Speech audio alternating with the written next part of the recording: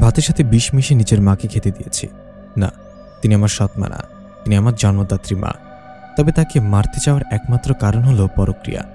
ঘরে এত বড় একজন যুবতী মেয়ে থাকতেও তিনি পরক্রিয়া করেছেন তার দেবরের সাথেই। কাহিনীটা বেশ কয়েক বছর ধরেই চলে আসছে। আমার বাবা নেহাত ভালো মানুষ বলে এবং চাকরির জন্য বাইরে থাকার কারণেই এখনও এই ঘটনা জানেন না। তবে ছোট থেকে দেখে আসছি মায়ের সাথে কাকার একটা সংযোগ আছে। ছোট ছিলাম বলেই আগে কিছু বুঝে ওঠার সুযোগ ছিল না। বড় হওয়ার সাথে সাথে এবং সময়ের পরিবর্তনে সবটাই এখন বুঝতে পারছি। বাবাকে বলে লাভ হবে না, তিনি তার প্রিয়তম স্ত্রীকে কখনো অবিশ্বাস করবেন না। তবে ঠকানোর শাস্তি আমার কাছে ক্ষমার যোগ্য না। তাই আটঘাট বেঁধে নেমেছি শাস্তি দিতে। সকালে উঠে মায়ের কোলে শুয়েছিলাম, মাথায় হাত বুলিয়ে দিল। শেষবারের মায়ের হাতে খাবার খেলাম, বায়না ধরলাম আমি নিজের হাতে খাইয়ে দিব। যে বলা সেই কাজ, নিজের হাতে বিষ মিশিয়ে ভাতের দলা পাকিয়ে মুখে পুরে দিলাম। চোখের সামনে ছটফট করে দুমড়ে মুচড়ে গেল শরীরটা মৃত্যু যন্ত্রণায়। আমি তাকে একটা রহস্যময় হাসি দিলাম। পৈশাচিক আনন্দ হচ্ছে কিছুটা। চোখের সামনে মায়ের মৃত্যু দেখাটা ভয়ঙ্কর। নিঃশ্বাস আটকে আসছে আমার। চোখ দুটো বন্ধ করে মায়ের মুখটা হাত দিয়ে চেপে ধরলাম। চোখ দুটো উল্টে শেষ নিঃশ্বাস ত্যাগ করল আমার মা। নিথর হয়ে গেল শরীরটা। আমি বড় একটা দীর্ঘশ্বাস ফেললাম। রুমের দরজা বন্ধ করে কাকার কাছে গেলাম পায়েসের বাটি নিয়ে। সকালে আমার জন্য তৈরি করেছিল মা। কাকাকে দিয়ে বললাম মা পাঠিয়েছে তোমার জন্য। কাকাটা মিষ্টি হাসি দিল। এই হাসির মানে আমি জানি ও বুঝিও। আমি পায়ের উপর পা দিয়ে বসে পড়লাম কাকার পাশেই। কাকা চেরিপুটে পায়েসটা শেষ করলো। আমি তাকিয়ে দেখছি মানুষ মৃত্যুর আগে কিভাবে তৃপ্তি সহকারে খাবার খায়। কে জানে, হয়তো কাকা বুঝেছিল এটাই তার শেষ খাওয়া। খাওয়ার পর যা হওয়ার তাই হলো। মৃত্যু যন্ত্রণায় ছটফট করতে লাগলো। আমি কানে কানে বললাম, একটা সুখের সংসার নষ্ট করার জন্য তুমি এবং আমার মায়ের মতো মহিলাই যথেষ্ট। তোমার প্রিয়তমাকে পাঠিয়ে দিয়েছি ওপরে, তোমার জন্য অপেক্ষা করছে। যাও, তোমার যাওয়ার সময় হয়ে গেছে। তৃতীয় মৃত্যুটাও নিজের চোখে দেখলাম। প্রথম খণ্ড ছিল আমার প্রেমিকের। এত তো ভালোবাসার পরে শুনলাম অন্য একজনের সাথে তার সম্পর্ক আছে। ব্যাস, মেরে দিলাম। তুমি যে হও না কেন, আমার কাছে ঠকানোর কোনো মাফ নেই। বাড়িতে কেউ নেই। বাবার উদ্দেশ্যে একটা চিঠি লিখলাম। চিঠিতে লেখা ছিল, প্রিয় বাবা, তুমি তো জানতে না তোমাকে বহু আগে থেকেই ঠকানো হয়েছে। তোমাকে বেশি ভালোবাসার জন্য তোমাকে ঠকানোটা মেনে নিতে পারিনি, তাই তোমার স্ত্রী এবং ছোট ভাইকে মেরে দিয়েছি। আমি স্বীকার করছি আমি খুন করেছি। হয়তো তুমি বা তোমরা আমাকে খুঁজবে, কিন্তু এখানে থাকলে আমার শাস্তি হয়ে যাবে। আমি সেটা চাই না, তা আমাকে খুঁজো না। আমি তোমাকে ভালোবাসি বাবা, দুঃখ পেও না। ইতি, তোমার আদরের মেয়ে রোদ। চিঠিটা লিখে বাড়ির পেছনের বড় একটা গর্ত করে লাশ দুটোকে গর্তে রেখে দিলাম। ভালোবেসে মরেছে, দুজনের একসাথে থাকার অধিকার আছে, এটাই তো চেয়েছিল তারা। তাই এক কবরেই দুজনকে মাটি চাপা দিলাম। তারপর বেরিয়ে পড়লাম অজানার উদ্দেশ্যে। দিকবেদিক হয়ে ধানক্ষেতের আলের পাশ দিয়ে ভৌদৌড়। এক পর্যায়ে বড় রাস্তার পাশে উঠতেই হুমড়ি খেয়ে পড়লাম। সন্ধ্যা হয়ে আসছে। এত সাহস থাকলেও সন্ধ্যার পর বাইরে থাকা আমার সাহসে কুলোয়নি কোনোদিন। এদিক ওদিক তাকিয়ে দেখি পাশে একটা ঝোপ নড়ে উঠল। আমি উঠে হাত পা ঝেড়ে আবার চলা শুরু করলাম, কিন্তু আমার দুর্ভাগ্য চেপে নাড়াচাড়া করার শব্দটা আমার পিছু ছাড়ল না। মনে সাহস নিয়ে শাড়ির আঁচলে বাঁধা কয়েকটা ময়লা টাকা গুনে সামনে এগিয়ে চললাম। যাওয়ার কোনো জায়গা আপাতত নেই, তাও এই টাকা দিয়ে কয়েকদিন চালিয়ে নিয়ে কোনো কাজ খুঁজে নেবে এমন ভাবনা নিয়েই বেরিয়েছিলাম। হুট করে পেছন থেকে কারো ডাক পড়ল। আমি তাকাতেই ঝোপের আড়াল থেকে বেরিয়ে এলো এক সুদর্শন যুবক। যদিও চারদিকটা অন্ধকার, কিছু দেখার জো নেই, তাও অন্ধকারে অবয়বটা মনে হচ্ছে সুদর্শনই হবে। আমি একটু পিছিয়ে গিয়ে কাপাসরে বললাম, কে ওখানে? লোকটা সামনে গিয়ে সে কোমল গলায় জবাব দিল, ভয় পাবেন না, আমি শব্দ। যা বাবা, শব্দ আবার কারোর নাম হয় নাকি? শুনিনি তো জিন্দেগিতেও। তো জিজ্ঞাসা করলাম, আমাকে ডাকলেন কেন? শব্দ আবারও ঠান্ডা গলায় বলল, রাত হয়ে যাচ্ছে তো, আপনি কোথায় যাচ্ছেন? এদিকে রাস্তা তো ভালো নয়, সচরাচর কোনো মানুষ এদিক দিয়ে আসে না। আপনি কি ভুল করে এই রাস্তায় চলে এসেছেন? মানুষ আসে না মানে? আমি কি, উনি কি? উনি নিজেও তো এসেছেন এখানে। আমি ভুরুকুচকে বললাম, কে বলেছে আসে না? আমি এসেছি, আপনি এসেছেন, আর বলছেন আসে না কেউ? হালকা শব্দে হেসে বলল, আপনি তো খুব পাকা মেয়ে, আপনি তো ভুলে এসেছেন হয়তো, আর আমি এদিকেই থাকি। আমি আবার ভুরুকুচকে জিজ্ঞাসা করলাম, কই দেখি আপনার বাসা কোথায়? কেউ না আসলে আপনি এখানে থাকেন কিভাবে? শব্দ বাঁকা এসে বলল, আমার বাসা নেই, আমি ঝোপঝাড়ে গাছপালা থাকি, বুঝলে? এখান থেকে চলে যাও, জায়গাটা মোটেও ভালো নয়। বলেই পেছনে হাঁটা শুরু করলো। আমি ডেকে ডেকে বললাম, আরে আরে শুনে যান, গাছে থাকেন মানে? আপনি কি বানর? শব্দ জবাব দিল না। একবার তাকিয়ে বিড়বিড় করে চোখের আড়াল হয়ে গেল। পরমুহূর্তে অন্ধকার, চারিদিক নিস্তব্ধ। পোকামাকড়ের ডাক ছাড়ার কিছু নেই। নিস্তব্ধতা একদম জেঁকে বসল। আমি মনে মনে এই অন্ধকার নিস্তব্ধতা থেকে বের হওয়ার জন্য প্রার্থনা করলাম শব্দের সাথে আরেকবার দেখা হোক, পথ চিনিয়ে নিয়ে যাক আমাকে। আশ্চর্য, চোখ খুলতে দেখি শব্দ দাঁড়িয়ে আছে আমার সামনে। আমি মনে মনে এই অন্ধকার নিস্তব্ধতা থেকে বের হওয়ার জন্য প্রার্থনা করলাম। আমার ভাবনার সাথে সাথে লোকটা আমার সামনে আসলো কিভাবে? মনের কথা বোঝা যায় নাকি? শব্দের এখানে আসাটাকে নিতান্তই কাকতালি হিসেবে ধরে শব্দকে বললাম, আচ্ছা আপনি বললেন না তো আপনি ঝোপঝাড়ের গাছপালায় কিভাবে থাকেন? শব্দ বিরক্তিতে মুখ দিয়ে আওয়াজ বের করে বলল, কেমন মেয়ে আপনি, এখানে সেখানে পড়ে আছেন? ডেকেছেন কেন সেটা বলুন, আমার অনেক কাজ আছে। আমি অবাক হয়ে চোখ দুটো বড় বড় করে বললাম, আপনাকে কখন ডাকলাম আমি? মোটেও ডাকিনি আমি। আবার ভাব দেখাচ্ছে। এই রোদ আবার কারো ভাব ধারে না। এক শব্দ এক প্রকার রাগ দেখিয়ে ভ্রু কুচকে অন্ধকারে মিলিয়ে গেল। আবার সেই নিস্তব্ধতা। তবে এবার আর শব্দকে মনে করলাম না। বাড়ি থেকে বের হয়েছি কি কারোর ওপর ভরসা করে? নিজের পথ নিজেই খুঁজে নেব। যেই পথে রওনা দিয়েছিলাম তার উল্টো পথ ধরেই অন্ধকার হাতড়ে চলা শুরু করলাম। তবে মনে মনে হলো কেউ আমার পিছু নিয়েছে। কেউ একজন আমাকে লক্ষ্য করে আমার আশেপাশে থেকেই আমার সাথে এগিয়ে চলেছে, কিন্তু আমার ক্ষতি করছে না। মনে মনে ভয় পেলেও ক্ষতি করছে না দেখে সাহস নিয়ে এগিয়ে চললাম। উল্টো পথে চলতে গিয়ে আমার গ্রাম থেকে বড় রাস্তা ওঠার মোড়ে পৌঁছে গেলাম। একবার ভাবলাম বাসায় চলে যাই, কেউ তো জানতেই পারবে না আমি খুন করেছি। বলল মা আর কাকা পালিয়ে গেছে। আচ্ছা, চিঠিটা কি বাবা পেয়ে গেছে? বাবা খুব কাঁদছে। বাবার স্ত্রী, ভাই, সন্তান সব একসাথে হারালো। বাবার দুঃখ হওয়াটা স্বাভাবিক। বাবার কথা মনে পড়ছে। বাবাকে একবার জড়িয়ে ধরতে পারলে ভালো লাগতো। সামনের অন্ধকার থেকে ভেসে আসলো কারোর ডাক, বাবার কণ্ঠের মতোই। আমি শুকনো গলে ঢোক গিলে ডাক দিলাম, বাবা তুমি আছো এখানে? বাবা। কারো জবাব পেলাম না। কিছুক্ষণ পর আবারও সেই ডাক, রোদমা আছিস? কই গেলি তুই? আমি আবেগে আপ্লুত হয়ে চেঁচিয়ে বললাম, বাবা এই তো আমি। আমাকে খুঁজছো তুমি? বাবা যেন দুহাত অন্ধকারে বাড়িয়ে দিয়ে আমাকে বাউ ধরে নিলেন। আমি বাবার স্পর্শ পেয়ে ফুপিয়ে কেঁদে উঠলাম। বাবা আমার হাত ধরে বলল, চল বাড়িতে চল, তোর সাথে কথা আছে।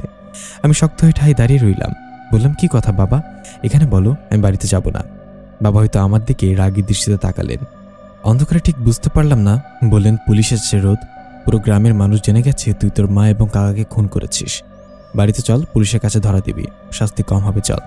আমি যাব না বাবা, আমি পুলিশের হাতে ধরা দিব না। বেশ তো, আমাকে একটা প্রশ্নের জবাব দে, তুই তোর মাকে কেন মেরেছিস? তোমাকে বললে তুমি কখনোই বিশ্বাস করবে না। তুমি বিশ্বাস করলে আমাকে খুন করতে হতো না বাবা। কি এমন আছে? তোমার আদরের ভাই এবং তোমার আদরের প্রিয়তম স্ত্রীর অবৈধ সম্পর্ক ছিল বাবা। সে প্রথম থেকে ঠকিয়ে আসছে ওরা তোমাকে ঠকানোটা মেনে নিতে পারিনি, তাই নিজের হাতে শাস্তি দিয়েছি। কাজটা ঠিক করিসনি রোদ। আমাকে বলতে পারতি দেশে আইন ছিল, কেন নিজের জীবনটা নষ্ট করলি? আমার জীবনটা নষ্ট করলাম কীভাবে বাবা? পুলিশ আসছে, চল, ধরা আমি দিব না। জোর করো না বাবা, জোর করার ফল ভালো হবে না। কি করবি তুই? 3টে খুন করে এসেছি আমি। নিজের জীবন বাঁচাতে যদি আরও একটা খুন করতে হয় তাহলে সেটাও করব। আমাকে যেতে দাও। আমি বলছি পুলিশের কাছে ধরা দে তুই। বাবা আমার হাত না ছাড়াই অন্ধকারে পায়ের তলা থেকে ধারালো একটা গাছের ডাল হাতে নিয়ে বসে দিলাম বাবার শরীরে। কোথায় লেগেছে জানি না, তাই বাবার চিৎকার দিয়ে মাটিতে বসে পড়ল। আমি এই সুযোগে পালাতে লাগলাম। দূর থেকে শোনা গেল মানুষের সমাগম। বাবার চিৎকারে তারা এদিকেই ছুটে আসছে। লণ্ঠন আর হারিকেনের মৃদু আলোতে আবছা দেখতে পেলাম গাছের ডালটা বাবার কণ্ঠনালীতে ঢুকে গেছে। বাবা ব্যথায় কাতরাতে কাতরাতে একবার রোদ বলে ডেকে শান্ত হয়ে গেল। তবে কণ্ঠস্বরের আঘাতে ডাকটা বাইরে বের হলো না। বাবা কি মারা গেছে?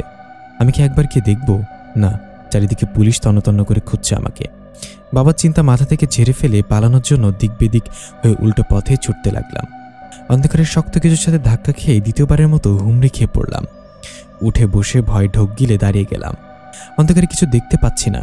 নাক ডলতে ডলতে জিজ্ঞাসা করলাম, এই পথের মাঝে আবার দেয়াল রাখলো কে? হঠাৎ কারোর কথা চমকে গেলাম। এটা শব্দের কণ্ঠ। আমাকে বলল, কি বললে? দেয়াল? আমি দেয়াল? এখানে ঘোরাঘুরি করছো কেন তুমি? শব্দের কথায় বুকে থুতু দিয়ে কথা বলতে গিয়ে যেতেও শব্দ আমার হাত ধরে সামনে নিয়ে গেল কিছুটা। একটা খোলা জায়গায় নিয়ে বলল, এবার বাড়ি চলে যাও। মেয়ে মানুষের বাইরে বাইরে থাকতে নেই। আমার বাড়ি নেই, বাড়ি থেকে পালিয়ে এসেছি খুন করে। শব্দ আমার কথায় চোখ বড় বড় করে অবাক হওয়ার ভং ধরল। দেখে বোঝা যাচ্ছে অবাক হওয়ার নাটক করছে। এমন মনে হচ্ছে তিনি আগে থেকে বিষয়টা জানতেন। আমার বাড়ি নেই, বাড়ি থেকে পালিয়ে এসেছি খুন করে। শব্দ আমার কথায় চোখ বড় বড় করে অবাক হওয়ার ভং ধরল। জিভে কামড় দিয়ে শব্দ শুধালেন, কি তুমি খুন করে এসেছো? কাকে? কেন? আমি ভুরুকুচকে জবাব দিলাম, আপনাকে বলতে যাবো কেন? আমি আমার ব্যক্তিগত কথা বাইরের মানুষকে বলতে আগ্রহী নই। শব্দ পাঞ্জাবির হাতা ফোল্ড করতে করতে বললেন, মানুষকে না বলো, কিন্তু আমাকে তো বলতে পারো। আমি আর চোখে তাকিয়ে বললাম, কেন? আপনি মানুষ নন? এই প্রথম হালকা আলোয় আর চোখে ভালোভাবে শব্দকে দেখলাম। কাঠালি রঙের একটা পাঞ্জাবি পরে আছেন, সাথে মুঠে ছাই রঙের একটা চাদর মোড়ানো। এত গরমে কেউ চাদর জড়িয়ে থাকি অদ্ভুত মানুষটাকে না দেখলে বুঝতে পারতাম না। লম্বা চওড়া সুঠাম দেহের অধিকারী এই সুদর্শনকে দেখে যে কারোর এক পলকেই ভালো লেগে যাবে। ফর্সা মুখে চাপদারি, ফাঁকে ঠোঁটের পাশে শুদ্ধ আঘাত পাওয়া ক্ষত চিহ্নটা জলজল করছে। আমি একবার জিজ্ঞাসা করতে গিয়েও থেমে গেলাম। অচেনা একটা ছেলের সাথে এত কথা কিসের? আমি মুখ ঘুরিয়ে শব্দকে বললাম, শুনুন মশাই, আমি যাচ্ছি। আপনাকে ধন্যবাদ আমাকে সাহায্য করার জন্য। শব্দ বাঁকা হাসলো, এক পলক আমার দিকে তাকিয়ে বলল, আচ্ছা যাও, আর কোনো খুন করো না, এবার কিন্তু আর কেউ বাঁচাবে না। শব্দের কথায় আমার টনক নড়ল। মনে পড়ল কিছুক্ষণ আগে বাবাকে নির্মমভাবে খুন করে এসেছি, কিন্তু আমি তো বাবাকে খুন করতে চাইনি। আমি চেয়েছিলাম আঘাত করে পালিয়ে আসতে। যে খুনের জন্য আমার কোনো অনুশোচনা নেই, সেই খুনের শাস্তি আমি পেতে চাইনি। আমি চেয়েছি মুক্ত আকাশে শুদ্ধ খাঁচা থেকে মুক্ত পা পাখির মতো ডানা ঝাপটে উঠতে। বাবা কেন আমাকে জোর করলো? আমি তো বাবাকে মারতে চাইনি। আমার মনের অবস্থা হয়তো শব্দ আঁচ করতে পেরেছে। এক পর্যায়ে আমাকে ডেকে বললেন, যা করেছো তার জন্য অনুশোচনা না করলেও কিছু ঘটনার জন্য অনুশোচনা করছো। অনুশোচনা করো না, একটা সময় ঠিকই বুঝতে পারবে ঘটনাটা ঘটে ভালো হয়েছিল। এই কাজটা এখন না করলেও তখন করতে ইচ্ছে হতো। বলে উল্টো পথে খুঁড়িয়ে খুঁড়িয়ে হাঁটা শুরু করলেন শব্দ। আমি ঠায় দাঁড়িয়ে আছি, বুঝতে পারছি না শব্দ কি বলে গেল। কিশোরী মনে এত এত সাহস সঞ্চার করে এত ঘটনা ঘটিয়েও এখন পালাতে ভয় করছে। সারা রাত আনমনে হাঁটার পর শেষ রাতের দিকে ঝুম বৃষ্টি হলো। আশেপাশে কোনো ঘরবাড়ি না থাকায় অজ্ঞাত বৃষ্টিতে ভিজতে হলো আমাকে। তবে আজকের বৃষ্টি যেন আমাকে ছুঁতে পারছে না। সকাল সকাল কাক ভেজা হয়ে বড় সড়কে উঠতেই এক গাড়ির সাথে জোরে ধাক্কা খেয়ে তৃতীয়বারের মতো হুমড়ি খেয়ে পড়লাম। মাথায় আঘাত নিয়ে কোনোভাবে উঠে দাঁড়ালাম। এক হাত নিয়ে মাথা চেপে ধরে পিটপিট করে চোখ খুলে তাকাতেই দেখলাম গাড়ির দরজা খুলে একটা মেয়ে দৌড়ে আসছে। সাদা সালোয়ার কামিজ পরা মেয়েটা আমার সমবয়সী হবে হয়তো। হাত বাড়িয়ে আমাকে ধরেই বলল, দেখি দেখি। আরে বেচারি, এভাবে কেউ রাস্তা পার হয়? সারা শরীর ভিজে গেছে, জ্বর আছে দেখেছি শরীরে। কোথায় যাবে বলো, আমি পৌঁছে দিচ্ছি। আমি আস্তে করে জবাব দিলাম, আমার যাওয়ার কোনো জায়গা নেই, আপনারা চলে যান, আমার কিচ্ছু হবে না। মেয়েটা আমার কথায় চোখ বড় বড় করে বলল, সে কি, কোথাও যাবে না তাহলে তুমি? ভাইয়া, এই ভাইয়া, আরে সারাদিন ফোনে কি করিস বুঝি না, মেয়েটাকে নিয়ে যাই। এতক্ষণে আমার গাড়ির দিকে চোখ গেল। গাড়ির সাথে হেলান দিয়ে দাঁড়িয়ে ফোনে মনোযোগ দিয়ে কিছু একটা দেখছেন তিনি। মেয়েটার কথায় ছোট্ট করে উত্তর দিলেন, ইচ্ছে হলে নে। মেয়েটা এক প্রকার খুশি হয়ে আমাকে গাড়িতে তুলে নিল। গাড়িতে থাকা ফার্স্ট এড বক্স থেকে কপালে ব্যান্ডেজ করে দিল। বেশ কিছুক্ষণ পর গাড়িটা থামলো। গাড়িটা থেমে মেয়েটা নেমে বলল, তুমি এখানে কিছুক্ষণ অপেক্ষা করো, আমি আর ভাই কিছুক্ষণের মধ্যেই আসছি। কলেজে আজকে অনুষ্ঠান আছে তো, তাই একটু যেতে হবে, তুমি বসো কেমন? আমিও মাথা নাড়লাম। কোথায় যাচ্ছি, কাদের সাথে যাচ্ছি কিছুই বুঝতে পারছি না।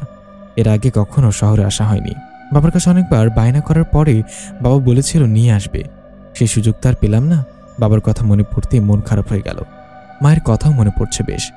আমি গাড়ির জানালা দিয়ে মাথা বের করে কলেজের চারপাশটা দেখার চেষ্টা করলাম। হঠাৎ মনে হলো গত রাতের দেখা হওয়া সেই ছেলেটা মানে শব্দকে দেখলাম। এক নজর দেখার পর ভিড়ের মধ্যে মিশে গেল মুখটা। মনের ভুল ভেবে গত রাতের কথা মনে করলাম। ছেলেটাকে অন্ধকারে কয়েকবার মাত্র দেখেছি। ছেলেটা এখানে আসবে কিভাবে? ছেলেটাকে আর কখনো দেখতে পাবো? আমার ভাবনায় ছেদ ঘটিয়ে মেয়েটা আর তার ভাই এসে গাড়িতে বসলো। গাড়ি পুনরায় চলতে আরম্ভ করলো। একটা দোতলা বাড়ির সামনে এসে গাড়ি থামলো। ক্লান্ত শরীরটাকে টেনে গাড়ি থেকে নামিয়ে তাদের সাথে ভেতরে গেলাম। এই জন্য রাজপ্রাসাদ। গ্রামের প্রতি শুক্রবার মোড়ল কাকার বাড়িতে সিনেমা দেখতে যাওয়ার অনুমতি ছিল। সেখানে দেখেছিলাম এমন ঘরবাড়ি। বাস্তবে এমন বাড়িতে আসতে পারবো কল্পনাও করিনি। আমাকে দেখে মধ্যবয়স্ক এক মহিলা এগিয়ে এলেন। এসে বললেন, তুমি সেই মেয়ে, নাম কি তোমার? ভারী মিষ্টি তো তুমি। আমি সেই মেয়ে মানে? আমি জিজ্ঞাসা দৃষ্টিতে মেয়েটার দিকে তাকাতেই মেয়েটা বলল, আমি আম্মুকে কল করে তোমার কথা জানিয়েছি। আমি শুকনো ঠোঁটে হালকা এসে বললাম, আসসালামু আলাইকুম, আমি রোদ। মহিলার সাবলীল উত্তর, তোমার নামের মতোই তুমি অনেক মিষ্টি। এ হলো আমার মেয়ে ইমা, আর এ হলো আমার ছেলে শুভ্র। যদিও শুভ্র কথা কম বলে, তুমি ওকে শুভ্র ভাই বলে ডাকতে পারো। আমাদের কথার মাঝে শুভ্র বললেন, হয়েছে তোমাদের পরিচয় পর্ব, এখন আমি যাই। ছেলেটা এমন গেল, একদম রসকসহীন কাঠকোট্ট নিরামিষ স্বভাবের। আমাদের কথার মাঝে শুভ্র ভাই বললেন, হয়েছে তোমাদের পরিচয় পর্ব, আমি এখন যাই। মহিলাটা একটু অপ্রস্তুত হলেও তবু কিছু বললেন না। হাসিমুখে ইমামকে বললেন আমাকে নিয়ে ঘরে যেতে। উপরে গিয়ে বাম পাশের পরপর 3টা ঘর, একটা ইমাম, একটা শুভ্র ভাইয়ের, আরেকটা রুমে তালা দেয়া। আমি রুমটার দিকে কিছুক্ষণ তাকিয়ে ইমার সাথে রুমে চলে যাই। আমার শরীর খারাপ হতে শুরু করলো। গতকাল থেকে কিচ্ছু খাইনি। বৃষ্টিতে ভিজে শাড়ি আবার শাড়িতেই শুকিয়েছে। আমি ধপ করে ফ্লোরে বসলাম। ইমাম আমাকে টেনে উপরে বসালো। আলমারি থেকে সাদা একটা জামা বের করে আমার দিকে বাড়িয়ে দিল। জামাটা আমার খুব পছন্দ হলো। জামাটা নিয়ে দাঁত বের করে হেসে দিলাম। আমি আগে কখনো জামা পরিনি, সবসময় গ্রামের শাড়ি পরেছি। তো একটু অপ্রস্তুত লাগছে। ইমার মা আমার জন্য খাবার নিয়ে এসেছে ইতোমধ্যে। আমি তাকে দেখে খালাম্মা বলে সম্বোধন করলাম। ঠিক এমনভাবে মা আমার জন্য খাবার নিয়ে আসতেন। মা কেন এমন করলো? না হলে তো আমার সুখীয় পরিবার হতে পারতাম। আমার চোখের কোণে পানির দেখা মিলল। ইমার মা হাত বাড়িয়ে আমাকে বুকে নিয়ে বললেন, কি হচ্ছে মা, মন খারাপ কেন? আমরা আছি তো। আমি যেন এক ভরসা দেখা পেলাম। খাবার খেয়ে বিছানায় শুয়ে পড়ার সাথে সাথেই বাইরে থেকে কারোর হাসাহাসির শব্দ পেলাম। শুভ্র ভাই? না, তিনি তো হৈহুল্লোড় করার মানুষ নন। তাহলে কে? তবে হাসাহাসির শব্দ পেয়ে এক লাফে ইমা উঠে বসল। খুশিতে এক প্রকার আমাকে জড়িয়ে ধরে বলল, জানো রোদ, নিচে যে এসেছে তাকে আমার খুব ভালো লাগে। আমার মনে হয় তার মতো আরেকজন মানুষ আমিও পৃথিবীতে দেখিনি। চমৎকার একজন মানুষ। আমি হালকা এসে বললাম, কে উনি? ইমা বিছানা থেকে দাঁড়াতে দাঁড়াতে উঠে বলল, আমার খালাতো ভাই। শব্দ? কি বললে? শব্দ? বাড়ি থেকে বের হওয়ার আগে এই নাম আর কখনো শুনিনি। বের হওয়ার পরে 2 বার শুনলাম। ইনি কি সেই শব্দ? না, এখানে কিভাবে আসবে? ইমা আমাকে ডেকে বলল, চলো চলো, কি ভাবছো? শব্দ ভাইকে দেখবে, চলো। আমার শরীর খারাপের জন্য উঠতে মন চাইল না, তাই বললাম, তুমি যাও না, আমি যাব না। তোমার ভাই তো আর আসবে, তখন দেখতে পারবো। ইমা আমাকে জোর করলো না, সোজা নিচে চলে গেল। কিছুক্ষণ পরে ফিরে এলো মুখ ভারী করে। ইমার কাছে ভুরু কুচকে জিজ্ঞাসা করতেই বলল, শব্দ ভাই পায়ে চোট পেয়েছে, হাঁটতে পারছে না ভালোভাবে। তবে খুশি বিষয় হলো তিনি আমাদের বাড়িতে কয়েকদিন থাকবে আবার। আমি আস্তে আস্তে বললাম, ও আচ্ছা। ইমার মন ক্ষুণ্ণ হলো। আশা করেছিল ইমার ভাইয়ের পায়ে চোট পাওয়া নিয়ে আমি আরও কিছু কথা বলবো। আচ্ছা, গতকাল যে শব্দের সাথে দেখা হয়েছিল তিনিও তো খুঁড়িয়ে হাঁটছিলেন। এলোমেলো মাথায় কি ভাবছে আমি নিজেও জানি না। এত ভাবনা চিন্তা বাদ দিয়ে শান্তমতো ঘুমানোর চেষ্টা করলাম। মাঝরাতে প্রচণ্ড জ্বরে ঘুম ভেঙে যায় আমার। মা মা বলে কয়েকবার ডাক দিয়েও মাকে পেলাম না। খেয়াল হলো আমি বাড়িতে নেই, কিংবা আমার মা নেই। প্রচণ্ড পানি পিপাসায় উঠে বসলাম। রুমে হালকা আলোয় রুমের কোথাও পানি দেখতে পেলাম না। অজ্ঞতা পানি খেতে নিচে নামতে হলো আমাকে। ইমার রুমের 2 পাশে দুটো রুমেই আলো জ্বলছে। রুমের দরজা দুটোই খোলা। দেখে কিছুটা ভয় হতে লাগলো। মনে সাহস নিয়ে সিঁড়ি বেয়ে নিচে নেমে এলাম। উপরে ওঠার সময় নিচে টেবিলে পানি দেখেছিলাম, সে অনুযায়ী হাতরে এগিয়ে গেলাম। পানি গ্লাসের উপর হাত দিতেই মনে হলো কারোর হাতের উপর হাত পড়েছে। আমি আতকে উঠলাম। চিৎকার দিয়ে পেছনে সরে যেতেই কেউ একজন আমার মুখে তার হাত চেপে ধরে বলল, চুপ চুপ, চিৎকার করছিস কেন ইমা? আমি থেমে গেলাম। জোরে জোরে নিঃশ্বাস নিয়ে মুখ থেকে টেনে লোকটার হাত ছড়িয়ে দিলাম। কথার আওয়াজ পেয়ে কিছুটা দূর থেকে আরো একটা শব্দ ভেসে আসলো। কি হচ্ছে শব্দ? Anything wrong? বলে লাইট অন করলো। আমি ভয়ে এক কোনায় দাঁড়িয়ে রইলাম। শব্দ সোজা শুভ্র ভাইয়ের দিকে তাকিয়ে বলল, না শুভ্র, ইমা এসেছে নিচে। আমার হাতে হাত লেগে ভয় পেয়েছে, কিন্তু শুভ্র ভাই আমার দিকে এক দৃষ্টিতে তাকিয়ে আছে। শুভ্র ভাইকে তাকিয়ে থাকতে দেখে শব্দ আমার দিকে তাকালো। আমি শব্দকে দেখে প্রচণ্ড অবাক হলাম। শব্দ আমাকে দেখে চোখ বড় বড় করে দাঁতে দাঁত চেপে বলল, তুমি তুমি ওই মেয়েটা না? এখানে কি করছো তুমি? আমি কোনো কথা বললাম না। শুভ্র ভাইয়ের দিকে তাকিয়ে দেখি তিনি এখনো এক দৃষ্টিতে আমার দিকে তাকিয়ে আছেন। বিষয়টা মনে হচ্ছে শব্দের কাছে ভালো লাগলো না। শব্দ খুকুক করে কাশি দিয়ে শুভ্র ভাইকে বলল, কি হয়েছে শুভ্র, এভাবে তাকিয়ে আছিস কেন? শুভ্র ভাই থতমত খেয়ে আমাকে জিজ্ঞাসা করলেন, তুমি এত রাতে এখানে কি করছো? আমি ভয় ভয় জবাব দিলাম, আসলে পানি পিপাসা পেয়েছে, রুমে পানি ছিল না, তাই নিচে এসেছি। শব্দ আবার আমার দিকে তাকিয়ে তাতে দাঁত চেপে বলল, আমি প্রশ্ন করলে মুখ দিয়ে তখন কথা বের হয় না, তাই না? আমি শব্দের দিকে তাকালাম। আগের দিনের থেকে আজ একটু বেশি সুন্দর লাগছে ওনাকে। সবচেয়ে আশ্চর্যের বিষয় হলো শব্দের নীলাভ চোখ দুটো, রাগে নাকটা পাকা টমেটোর মতো লাল হয়ে আছে। আমার হাসি পেল, হাসলাম না। শুভ্র ভাইয়ের সামনে হাসি দেওয়া রীতিমতো অন্যায়। শুভ্র ভাই না থাকলে শব্দের লাল টমেটোওয়ালা নাক দিয়ে এক দফা অর্থ হাসি দিয়ে নিতাম। শুভ্র ভাই এবার আমাকে বললেন, পানি খেয়ে সোজা উপরে যাও, আর হ্যাঁ, এবার রুমের ড্রয়ারে জ্বরের ওষুধ আছে, খেয়ে নিও। আমি অবাক হলাম, তিনি কিভাবে জানলেন আমার জ্বর এসেছে? এত কিছু না ভেবে 1 গ্লাস পানি নিয়ে সোজা উপরে চলে গেলাম। শব্দ ঠাই দাঁড়িয়ে ফুসফুস করছে রাগে। আমি রুমে যেতে যেতেই শুনতে পেলাম, তোর কাজ তুই কর শুভ্র, আমি পারবো না। আমি গেলাম ঘুমাতে। পরবর্তীতে শুভ্র ভাইয়ের সাবলীল প্রশ্ন, তুই মেয়েটাকে চিনিস? শব্দ আমতা করে বলল, না তো, আমি কিভাবে চিনব? শুভ্র আবার জিজ্ঞাসা করলেন, তাহলে মেয়েটার বিষয়ে কিছু জিজ্ঞাসা করলি না কেন? তুই তো ভেবেছিলি এখানে ইমা। আমি রুমে পৌঁছে গেলাম। শুভ্র ভাইয়ের শব্দের কথা কিছুই কানে ভেসে আসলো না। ইমার রুমের কোনো ড্রয়ারে ওষুধ পেলাম না। যদি ওষুধ খাওয়ার প্রতি বিন্দুমাত্র আগ্রহ নেই আমার, তবু না খেলে সকালে শুভ্র ভাইয়ের কড়া প্রশ্নের সম্মুখীন হতে পারে। তাই একটা চেষ্টা করলাম মাত্র। গ্লাস থেকে ঢকঢক করে পানি খেয়ে ওপাশে ফিরে শুয়ে পড়লাম। শেষ রাতের দিকে আমার মনে হলো কি আমার মাথায় হাত বুলিয়ে দিচ্ছে। শরীর খারাপ আস্তে আস্তে কমতে শুরু করলো, কিন্তু কিছুক্ষণের মধ্যেই কিছু ভাঙার শব্দে হুড়মুড়িয়ে উঠে বসলাম আমি আর ইমা। পাশে থাকা গ্লাসটা ভেঙে চূর্ণ বিচূর্ণ হয়ে গেছে। তার পাশেই চোখ মুখ খিচে দাঁড়িয়ে আছে শব্দ। তাহলে শব্দ কি মাথায় হাত বুলিয়ে দিচ্ছিল আমার, নাকি আমার মনের ভুল ছিল?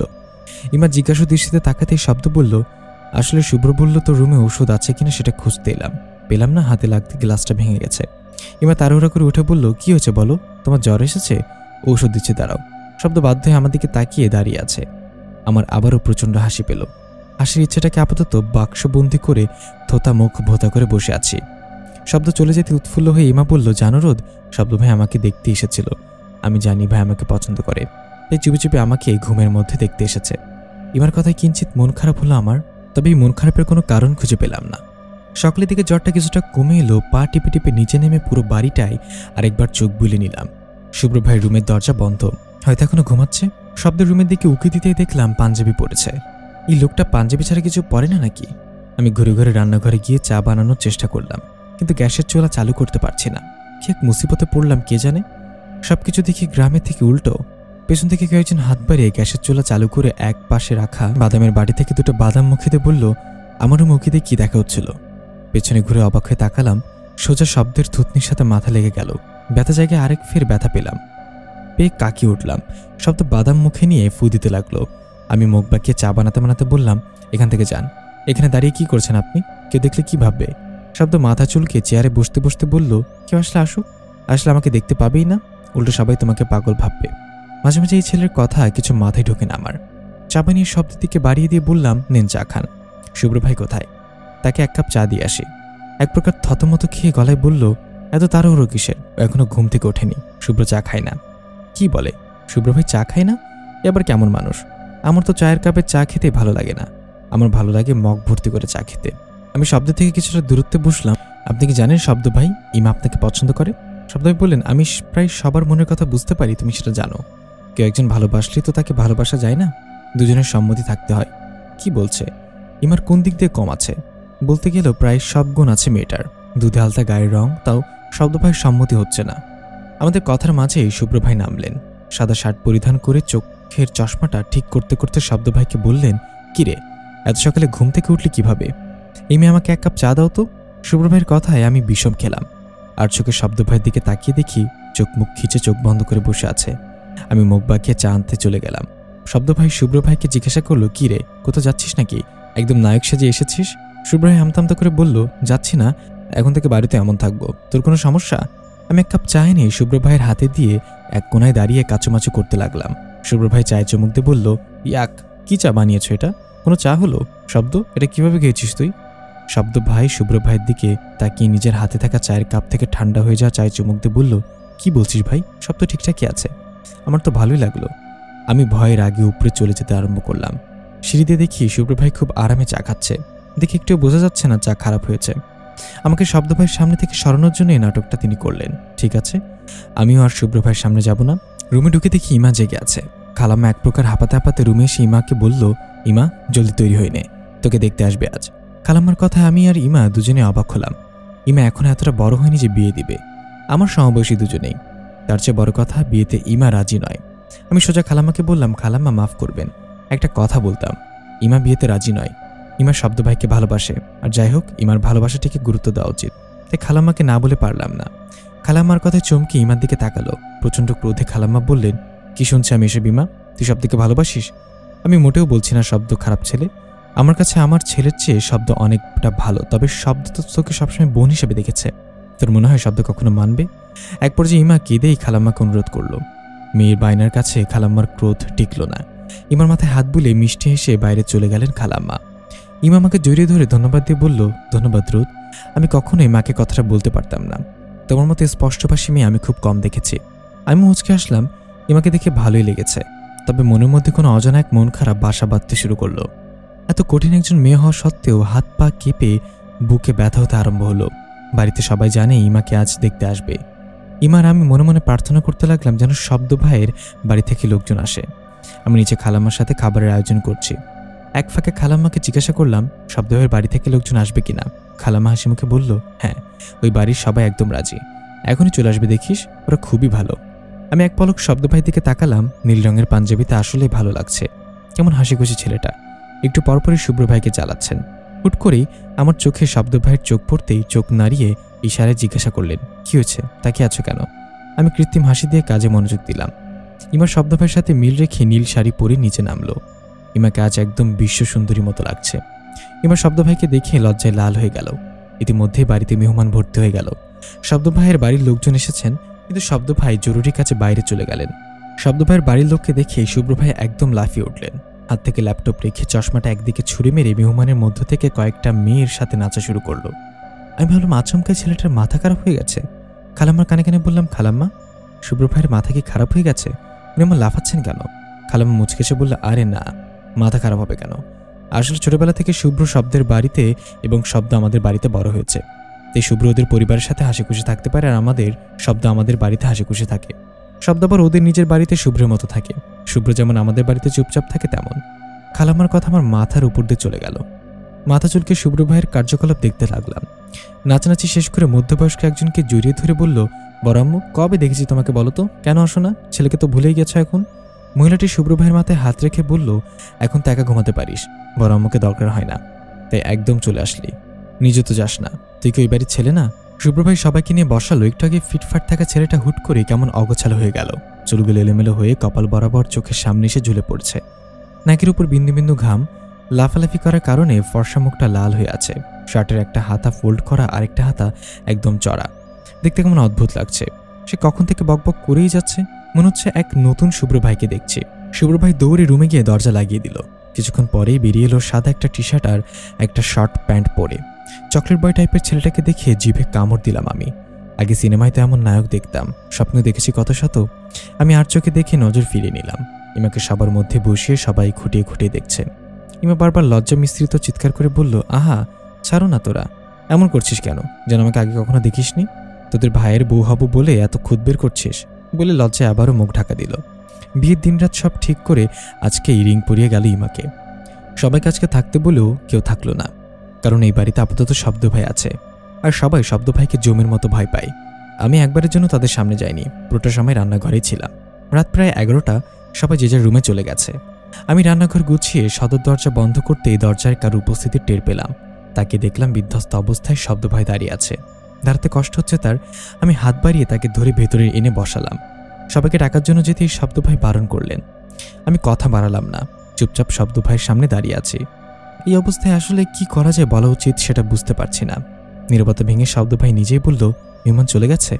আমি সাইদে বললাম, হ্যাঁ, ইমাকে রিং পরিয়ে গেছে। শব্দ ভাই মাথা নাড়িয়ে বলল, ও। আমি ফের জিজ্ঞাসা করলাম, কোথায় গিয়েছিলেন? শব্দ ভাই হুট করে আমার মুখের দিকে তাকিয়ে বলল, তোমার সাথে প্রথম যেখানে দেখা হয়েছিল সেখানে। আমি চোখ বড় বড় করে বললাম, সেখানে কেন গিয়েছিলেন? আপনি না বললেন আপনার বাড়িঘর নেই, তাহলে আপনার পরিবার আসলো কিভাবে? শব্দ ভাই মুচকে এসে বলল, পাকা মেয়ে, এখনো সে কথা মনে রেখেছ? আমি যখন মানুষ থাকি তখন পরিবারে থাকি, বুঝলে? আমি মাথা নাড়িয়ে বললাম, না, বুঝিনি। শব্দ ভাই আওয়াজ তুলে হেসে বলল, বুঝতে হবে না।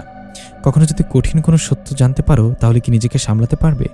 আমার হাত ধরতে পারবে? আমি শব্দ ভাইয়ের জন্য খাবার তৈরি করতে করতে বললাম, আপনার হাত ধরবো কেন শব্দ ভাই? আপনার হাত ধরার মানুষ তো আছে। শব্দ ভাই গ্লাস থেকে পানি খেতে খেতে বলল, আছে মানে? কি আছে? ইমার কথা বলছো? ওর তো বিয়ে হয়ে যাচ্ছে। আমি স্বাভাবিকভাবে বললাম, হ্যাঁ, তো বিয়ে করেই তো সারা জীবনের জন্য আপনার হাত ধরেছে, তাই না? শব্দ ভাই অবাক হয়ে বললেন, কি বলছো? কিছু বুঝতে পারছি না। আমি খাবার সামনে দিয়ে বললাম, আপনি কি আসলে কিছু বুঝতে পারছেন না? আজ আপনার পরিবারের সবাই এসেছে, আপনার সাথে বিয়ে ঠিক করে গেল ইমার। কিছু কি জানেন না? আমি টেরি পেলাম না উপর থেকে আরো একজন আমাদের নিখুঁতভাবে পর্যবেক্ষণ করে যাচ্ছে, আমাদের সমস্ত কথা সে শুনছে। আমি আর কথা বাড়ালাম না। শব্দ ভাইয়ের খাওয়া শেষ হতেই ঘুমাতে চলে গেলাম। ঘুমানোর বেশ কিছুক্ষণ পর বাড়িতে শোরগোল শুনতে পেলাম। শোরগোলে আমার এবং ইমার দুজনেরই ঘুম ভেঙে যায়। দুজন দুজনের দিকে তাকিয়ে হুড়মুড়িয়ে বিছানা থেকে নেমে বাইরে বের হলাম। শব্দ ভাইয়ের পরিবার এসেছে। এত রাতে এখানে তাদের উপস্থিতি কেন বোধগম্য হচ্ছে না আমার। জিজ্ঞাসা দৃষ্টিতে ইমার দিকে তাকালেও ইমার ঠোঁট বাঁকিয়ে ইশারা দিল সে কিছুই বুঝতে পারছে না। শব্দ ভাইয়ের সাথে তার বাবার কথা কাটাকাটি হচ্ছে। কিছুটা ধরে শুভ্র ভাই শান্ত দৃষ্টিতে তাকিয়ে দেখছে সব। মনে হচ্ছে যেন ঝামেলাটা হচ্ছে তাতে তার কোনো মাথা ব্যথা নেই। শুধুমাত্র কিছুক্ষণ পরপর বলছে, আহ শব্দ, হচ্ছে কি সব? তুই সোজা তোর ডিসিশন জানিয়ে দিবি, এত বকাবকির তো কিছু দেখছি না। তবে শব্দ ভাই সেদিকে কোনো খেয়াল নেই। শুভ্র ভাইয়ের এমন কথা আর প্রত্যুত্তরে শব্দ ভাই বললেন, কেন বকাবকি করবো না শুভ্র?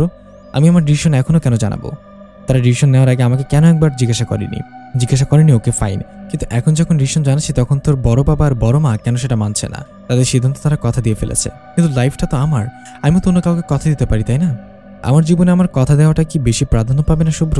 ও আমাকে ভুল বুঝেছে, আমি এখন কি করব? শব্দ ভাইয়ের এই কথাটাই সবাই সমস্যারে বলে উঠল, ও ভুল বুঝেছে মানে? কি ভুল বুঝেছে? সবার প্রশ্নে শব্দ ভাই হকচকে আমতামত করে বলল, আমার কি কেউ থাকতে পারে না নাকি? যাই হোক, আমি বিয়েতে করতে পারবো না। শব্দ ভাইকে তার পরিবারের সবাই একটু বেশি ভয় পায়, তাই এত রাতে তার একটা ফোন কলে সবাই ছুটে এসেছে। শব্দ ভাইয়ের কথার উপরে কেউ কথা বলবে না এমন দুঃসাহস কারণ নেই। পাশে তাকিয়ে দেখি ইমা কাঁদছে। এই কথাগুলো সে নিজে শুনবে আশাও করেনি। আমি কি বলবো বুঝতে পারছি না। ইমাকে নিয়ে রুমে যাওয়ার সাথে সাথেই ডাক পড়লো আমার। আমি বাইরে গিয়ে দেখি শুভ্র ভাই আমাকে ডাকছে, আমার সাথে আলাদা কথা বলতে চাই। আমি চুপচাপ দাঁড়িয়ে আছি। এই লোকটাকে আমি সবসময় এড়িয়ে চলার চেষ্টা করি। শুভ্র ভাই কিছুক্ষণ চুপ থেকে বলল, এই মেয়ে, আমি জানি না তুমি কে, পরিচয় কি, তুমি কোথা থেকে এসেছো কিছু জানি না, তবে আমি যেই আন্দাজ করেছি তাতে বলা যায় শব্দ তোমার জন্যই বিয়ে করছে না। আমি আমার বোনের কষ্ট দেখতে পারবো না, এর জন্য যদি তোমাকে বিয়ে করে আমার বোনের পথ পরিষ্কার করতে হয় আমি সেটাও করব। তোমার বিয়ে হয়ে গেলে তো শব্দ কারোর আশায় বিয়ে ভাঙতে পারবে না, তাই না? আমি অবাকের চরম পর্যায়ে পৌঁছে গেলাম। কি বলছেন উনি এসব? আমার জন্য বিয়ে ভাঙছে? আমি আসলাম মাত্র 2 দিন হলো। শব্দ মেয়ে আমাকে ভালোভাবে চিনেও না। আমি কি পানিতে ভেসে এসেছি নাকি যে যখন তখন যেটা চাইবে সেটা বলে দিবে? আমার আত্মসম্মানে আঘাত লাগার কারণে আমি রেগে বললাম, আশ্চর্য, আপনি আমার দোষ দিচ্ছেন কেন? আমি এখানে এসেছি মাত্র 2 দিন হলো, আর খালাম্মাকে আমি নিজেই ইমা আর শব্দ ভাইয়ের কথা বলেছি। আপনি ভাবলেন কিভাবে এসব? আমি দরকার হলে এখান থেকে চলে যাব, তাও ভালো, তবু আপনাকে বিয়ে করব না আমি। এটা ঠিক, আপনার কোনো দিকে কমতি নেই, কিন্তু একটা মানুষকে ভালোবাসার মতো মন মানসিকতা আপনার নেই, বলেই চলে আসলাম। শুভ্র ভাই ঠাই দাঁড়িয়ে আছে। এত একটু বেশি বলা হয়ে গেছে। বলবই তো। কিভাবে বলতে পারেন উনি এগুলো? খলনায়িকা বানিয়ে দিল আমাকে। ওনাকে দেখে আমার কখনো বিয়ে করার মতো বা ভালোবাসার মতো অনুভূতি জন্মায়নি। হ্যাঁ, একটা ছেলেকে সুন্দর লাগছে সেটা দেখে শুধুমাত্র প্রশংসা পর্যন্তই যায় তার সাথে, যার জন্য কোনো অনুভূতি নেই তাকে বিয়ে? অসম্ভব রোদ, অসম্ভব। শব্দ ভাইয়ের সাথে কথা বলতে হবে। এবারই ছেড়ে আমি চলে যাব, এখানে থাকা সম্ভব না আমার পক্ষে। আজকেই যাব। শব্দ ভাইয়ের সাথে কথা শেষ করে এদিক ওদিক তাকিয়ে হুট করে যেন নিজের ঠিক সামনেই পেয়ে গেলাম শব্দ ভাইকে। ভয় ভয় থুতু দিলাম। ছোটবেলায় নানি দাদির কাছে ভয় পেলে শুনেছিলাম বুকে থুতু দিতে হয়, এতে ভয় কমে যায়। এবারও তার ভিন্ন কিছু হলো না। আমার কাণ্ড দেখে শব্দ ভাই অট্ট হাসি দিল। আমি ভুরু যুগল আপনা আপনি কুচকে গেল। জিজ্ঞেস করলাম, আপনি হুটহাট করে উদয় হন কিভাবে? আমার সাথে আপনার কথা আছে। শব্দ ভাই পকেট থেকে বাদাম বের করে মুখে দিয়ে বলল, বলো আর সব শুনবো। আজ আমার মন খুব ভালো। এই ছেলেটা তো বাদাম কেন খায়? আমি ধমক দিয়ে বললাম, আজকে আমার মন ভালো নেই, আমি বাড়ি থেকে চলে যাব। আপনি বিয়েটা ভেঙে দিলেন কেন ভাইয়া? শুভ্র ভাইয়ের দাবি আমার জন্য আপনি বিয়ে ভেঙেছেন। যদি হয় তাহলে নিজ দায়িত্বে চলে যাব। কথাটা শোনার সাথে সাথে শব্দ ভাইয়ের আসল রূপ দেখা গেল। আমার সামনে শান্তশিষ্ট হাসি খুশি থাকা ছেলেটা হুট করে গম্ভীর হয়ে গেল। দেখে বোঝা যাচ্ছে ভেতর ভেতরে রাগে ফুঁসছেন তিনি। শান্ত ভাই প্রশ্ন করলো, আর কি বলেছে? আমি আমতামতা করে বললাম, শুভ্র ভাই আমাকে বিয়ের প্রস্তাব দিয়েছেন। হুট করে শব্দ ভাই শান্ত হয়ে গেল। হাঁপ ছেড়ে বলল, ওর যদি তোমাকে বিয়ে করতে মন যায় তাহলে করতে পারো তুমি। ছেলেটা ভালো, আমাকে যেমন তুমি কিছুটা ভরসা করো, শুভ্রকে আরও ভরসা করা যায়। আমার ভাবনাই তাহলে ঠিক ছিল। শব্দ ভাই আমার জন্যই বিয়ে ভাঙছে না। কেমন একটা বোঝা থেকে যেন মুক্তি পেলাম। তবে আরেক দফা মন খারাপ ঠিকই হলো। আমাকে পেছন থেকে ডেকে বলল, তোমার ভাবনা ঠিক নয় রোদ, আমি তোমার জন্যই বিয়ে ভেঙেছি। তবে এমাকে বিয়ে করার ইচ্ছা ছিল না আমার, কারণ ও আমার ছোট বোন। তবে কিছুটা তোমার জন্য। আমি চোখ মুখ বড় করে হা করে অবাক হয়ে গেলাম। শব্দ ভাই আস্তে উঠে আমাকে কথা বলার সুযোগ না দিয়ে চলে গেলেন। আমার এখন কি করা উচিত বুঝতে পারছি না। বিয়েটা আমার জন্য কেন ভেঙেছেন উনি? আমি শুভ্র ভাইকে বিয়ে করব না, আর এখানে আমি থাকলে বিয়েটাও হবে না। তাই এদিকে ওদিক চিন্তা না করেই বেরিয়ে পড়লাম। শেষ রাতের দিকে কোন রাস্তা দিয়ে কোথায় এসেছি বুঝতে পারছি না। মনে হয় কোনো গোলক ধাঁধায় পড়ে গেছি। হুট করে যেন আমার উপর কিছু একটা হামলা করলো। তাকে দেখলাম কালো একটা বিড়াল। বিড়ালটা বারবার আমার মুখের উপর ঝাঁপিয়ে পড়ছে। আমি হাত দিয়ে নিজেকে রক্ষা করার বৃথা চেষ্টা করছি, বারবার নিজেকে বোঝাচ্ছি এটা সাধারণ একটা বিড়াল মাত্র। কিন্তু ওই যে নানি দাদির রূপকথার গল্প আমার পিছু ছাড়ল না। মনে হানা দিতে লাগলো, রোদ, এটা খারাপ কিছু। আমি সামনে আগাতে পারলাম না। মনে হচ্ছে কয়েক শত বিড়াল উত পেতে আছে আমার জন্য। আমি উল্টো পথে রওনা দিলাম। তবে ঘুরতে ঘুরতে মনে হচ্ছে একই জায়গায় চলে এসেছি। আমি আবার অসহায় হয়ে মাটিতে বসে পড়লাম। চোখের সামনে দেখলাম বিড়ালটা বড় হতে হতে একটা বিশাল লোমে ভর্তি জন্তুতে পরিণত হচ্ছে। আমি ভয়ে চোখ মুখ কুঁচকে বসে আছি। কেন যেন ঠিক এই মুহূর্তে শব্দ ভাইয়ের কথা মনে পড়ছে। বারবার মনে হচ্ছে শব্দ ভাই থাকলে আমি তাকে ভরসা করতে পারতাম। জন্তুটা আমার উপরে ঝাঁপিয়ে পড়তেই কেউ একজন ঝাঁপিয়ে পড়লো জন্তুটার উপর। এক হাত দিয়ে জন্তুটাকে শূন্য তুলে সামনে আছাড় মারল। জন্তুটা আর আক্রমণ না করে পালিয়ে গেল। অন্ধকারে বুঝতে পারছি না সামনে থাকা ব্যক্তিটা কে। আমার হাত ধরে আমাকে টেনে উঠিয়ে বুকের মধ্যে নিয়ে নিল। আমি কাচুমাচু করে নিজেকে ছাড়ানোর চেষ্টা করতে লাগলাম। আমার সমস্যাটা অপর প্রান্তের লোকটা বুঝতে পেরে ধমক দিয়ে বুকের সাথে আরও চেপে ধরে বলল, চুপ। আমি যেন হাঁপ ছেড়ে বাঁচলাম। জায়গাটা থেকে আমাকে নিয়ে বের হয়ে বললেন, কে বলেছিল বাড়ি থেকে বের হতে? কে বলেছিল 3-4টা খুন করেছো বলে কি ভেবেছো দুনিয়া জয় করে নিয়েছো? সাহস বেশি হয়ে গেছে তোমার। মানুষের সাথে পারলেও তুমি এদের সাথে পারবে না কখনো। আমি কত চেষ্টা করেছি তোমাকে আগলে রাখতে, আর তুমি আমাকে না বলে বাড়ি থেকে বের হয়ে গেলে। আমি না এলে কে বাঁচাতো তোমায়? তোমার শুভ্র ভাই। এত ধমক দেওয়ার পরেও আমাকে শক্ত করে তিনি বুকের মধ্যে আটকে রাখলো। আমি আস্তে করে বললাম, হয়েছে তো, বিপদ কেটে গেছে, এবার আমাকে ছাড়ুন। শব্দ ভাই আমাকে ছেড়ে দিয়ে ধদমত খেয়ে কপালে ছড়িয়ে থাকা চুলগুলোতে হাত বুলিয়ে মাথায় উঠিয়ে দিল। হুট করে আমার হাত টেনে এগিয়ে যেতে যেতে বললেন, এরপর থেকে কোথাও আমাকে ছাড়া বের হবে না, শুভ্রর সাথেও না। আমি কাউকে ভরসা করতে পারছি না। আমি আস্তে করে জিজ্ঞাসা করলাম, আমি যে ৩-৪টা খুন করেছি আপনি কিভাবে জানলেন শব্দ ভাই? এবার যেন এই প্রশ্নের উত্তরটা চাপা দিতেই শব্দ ভাই চেঁচিয়ে উঠে বলল, ভাই ভাই করছো কেন? আমি তোমার কোন জন্মের ভাই? ভাই বলবে না একদম। আমার বোন আছে আর বোনের দরকার নেই। তুমি বরং শুভ্রকে ভাই বলো। তোর মাকে শুভ্র ভাইটা দারুণ মানায়। শব্দ ভাই একদমই মানায় না। আমি বিরক্তি নিয়ে শব্দ ভাইয়ের দিকে তাকালাম। এই ছেলেটা বারবার শুভ্র ভাইকে কেন টানছেন? আমি তো শুভ্র ভাইকে বিয়ে না করার জন্যই পালিয়েছিলাম। সব থেকে বড় কথা, উনি জানলো কিভাবে আমি এখানে? অত বড় যন্ত্রটার সাথেই বা কিভাবে শব্দ ভাই যুদ্ধ করলেন? যন্ত্রটা কেন শব্দ ভাইকে দেখিয়ে পালিয়ে গেল? কিছু মাথায় আসছে না। আসবে কিভাবে? পড়ালেখা করার সময় তো পড়া থাকতো না মাথায়। এখন তো কত ভাবনার বিষয়। আমি কথা না বাড়িয়ে শব্দ ভাইয়ের সাথে এগিয়ে গেলাম। বাইরে যাওয়াটা এখন আর সম্ভব না। জানি না ওই কালো বিড়াল জন্তু এগুলো কি, তবে আমার ক্ষতি হতে পারে এটা নিশ্চিত। তাছাড়াও শব্দ ভাই এখন আমাকে কোথাও যেতে দিবে না। আমাদের যেতে যেতে প্রায় সকাল হয়ে গেছে। বাইরে বাগানে শুভ্র ভাই হাঁটাহাঁটি করছে। আমার জানার মতো শুভ্র ভাই এত তাড়াতাড়ি ঘুম থেকে ওঠে না। আজ কি হলো বোঝা যাচ্ছে না। আমাদের দুজনকে একসাথে দেখে শুভ্র ভাই থমকে গেল। আমাকে কিছু বলতে গিয়েও শব্দ ভাইকে দেখে কিছু বললেন না, চুপচাপ বাড়ির ভেতরে চলে গেল। সেদিন সারাদিন শব্দ ভাই আমাকে চোখে চোখে রাখলেন, একবারের জন্য চোখের আড়াল করলেন না। শুভ্র ভাই এবং শব্দ ভাই ছাড়া আর কেউ জানে না আমার চলে যাওয়ার বিষয়টা। সন্ধ্যার দিকে শব্দ ভাই কোথাও যেন চলে গেলেন। যাওয়ার আগে আমাকে বারবার করে বলে গেলেন আমি যেন বাড়ির বাইরে না যাই। আমি আর কিছুই বলার সুযোগ পেলাম না। এবার রুম থেকে বেশি বের হয় না, কেমন যেন চুপচাপ হয়ে গেছে। খালাম্মাও শব্দ ভাইয়ের বাড়িতে গেছে। বাসায় আমি আর শুভ্র ভাই আছি। টিভির রিমোট চেপে টিভি চালু করে বসলাম। কিছুক্ষণ পর শুভ্র ভাইয়ের উপস্থিতি টের পেলাম। কিছুক্ষণ চুপ থেকে বলল, রাগ করেছ আমার উপর? আমি জবাব দিলাম না। আমাকে চুপ থাকতে দেখে বলল না তো রাগ করেছো কিনা। আমি টিভি থেকে তাকিয়ে বললাম রাগ করিনি। শুভ্র ভাই ফাঁস করে দীর্ঘশ্বাস ফেলে বলল, তাহলে আমাকে বিয়ে করতে রাজি হলে না কেন? বাড়ি থেকে চলে গেলে কেন? আমি এবার শুভ্র ভাই থেকে তাকিয়ে বললাম, দুটো প্রশ্নের উত্তর হলো এটা আমার ব্যক্তিগত বিষয়। শুভ্র ভাইয়ের মন ক্ষুণ্ণ হলো। কিছুক্ষণ চুপ থেকে বলল, আমাকে তুমি এড়িয়ে চলো কেন? কলেজের প্রায় সব মেয়ে আমার সাথে একটু কথা বলার জন্য ছটফট করত, আর তুমি আমাকে ইগনোর করছো। ইউনোরোধ, কখনো কোনো মেয়ে আমাকে এতটা দুর্বল করতে পারিনি। অথচ একটা শ্যামলা মেয়ে উস্কো খুস্কো অবস্থায় ভেজা ময়লা শরীরে গাড়ির সামনে এসে নিজেকে আমায় মনে ধরিয়ে দিল। দেখো, আমি এমন না যে আমি একজনকে পছন্দ করলাম সেই কথাটা আমি মনে মনে চেপে রাখলাম। আমি স্পষ্ট ভাষায় তাই বলেই দিলাম। আর আগেও বলতে চেয়েছিলাম, পারিনি। তুমি ভাবো আমি তোমাকে সহ্য করতে পারি না, অথচ আমি সবসময় তোমাকে রাগিয়ে তোমার রাগী মুখটা দেখার জন্য এমন ব্যবহার করতাম। লিসেন, তোমাকে আমি সত্যি ভালোবেসে ফেলেছি রোদ। ইউ আর মাইন্ড রোদ। আমি এতক্ষণ শান্ত হয়ে শুভ্র ভাইয়ের কথা শুনলাম।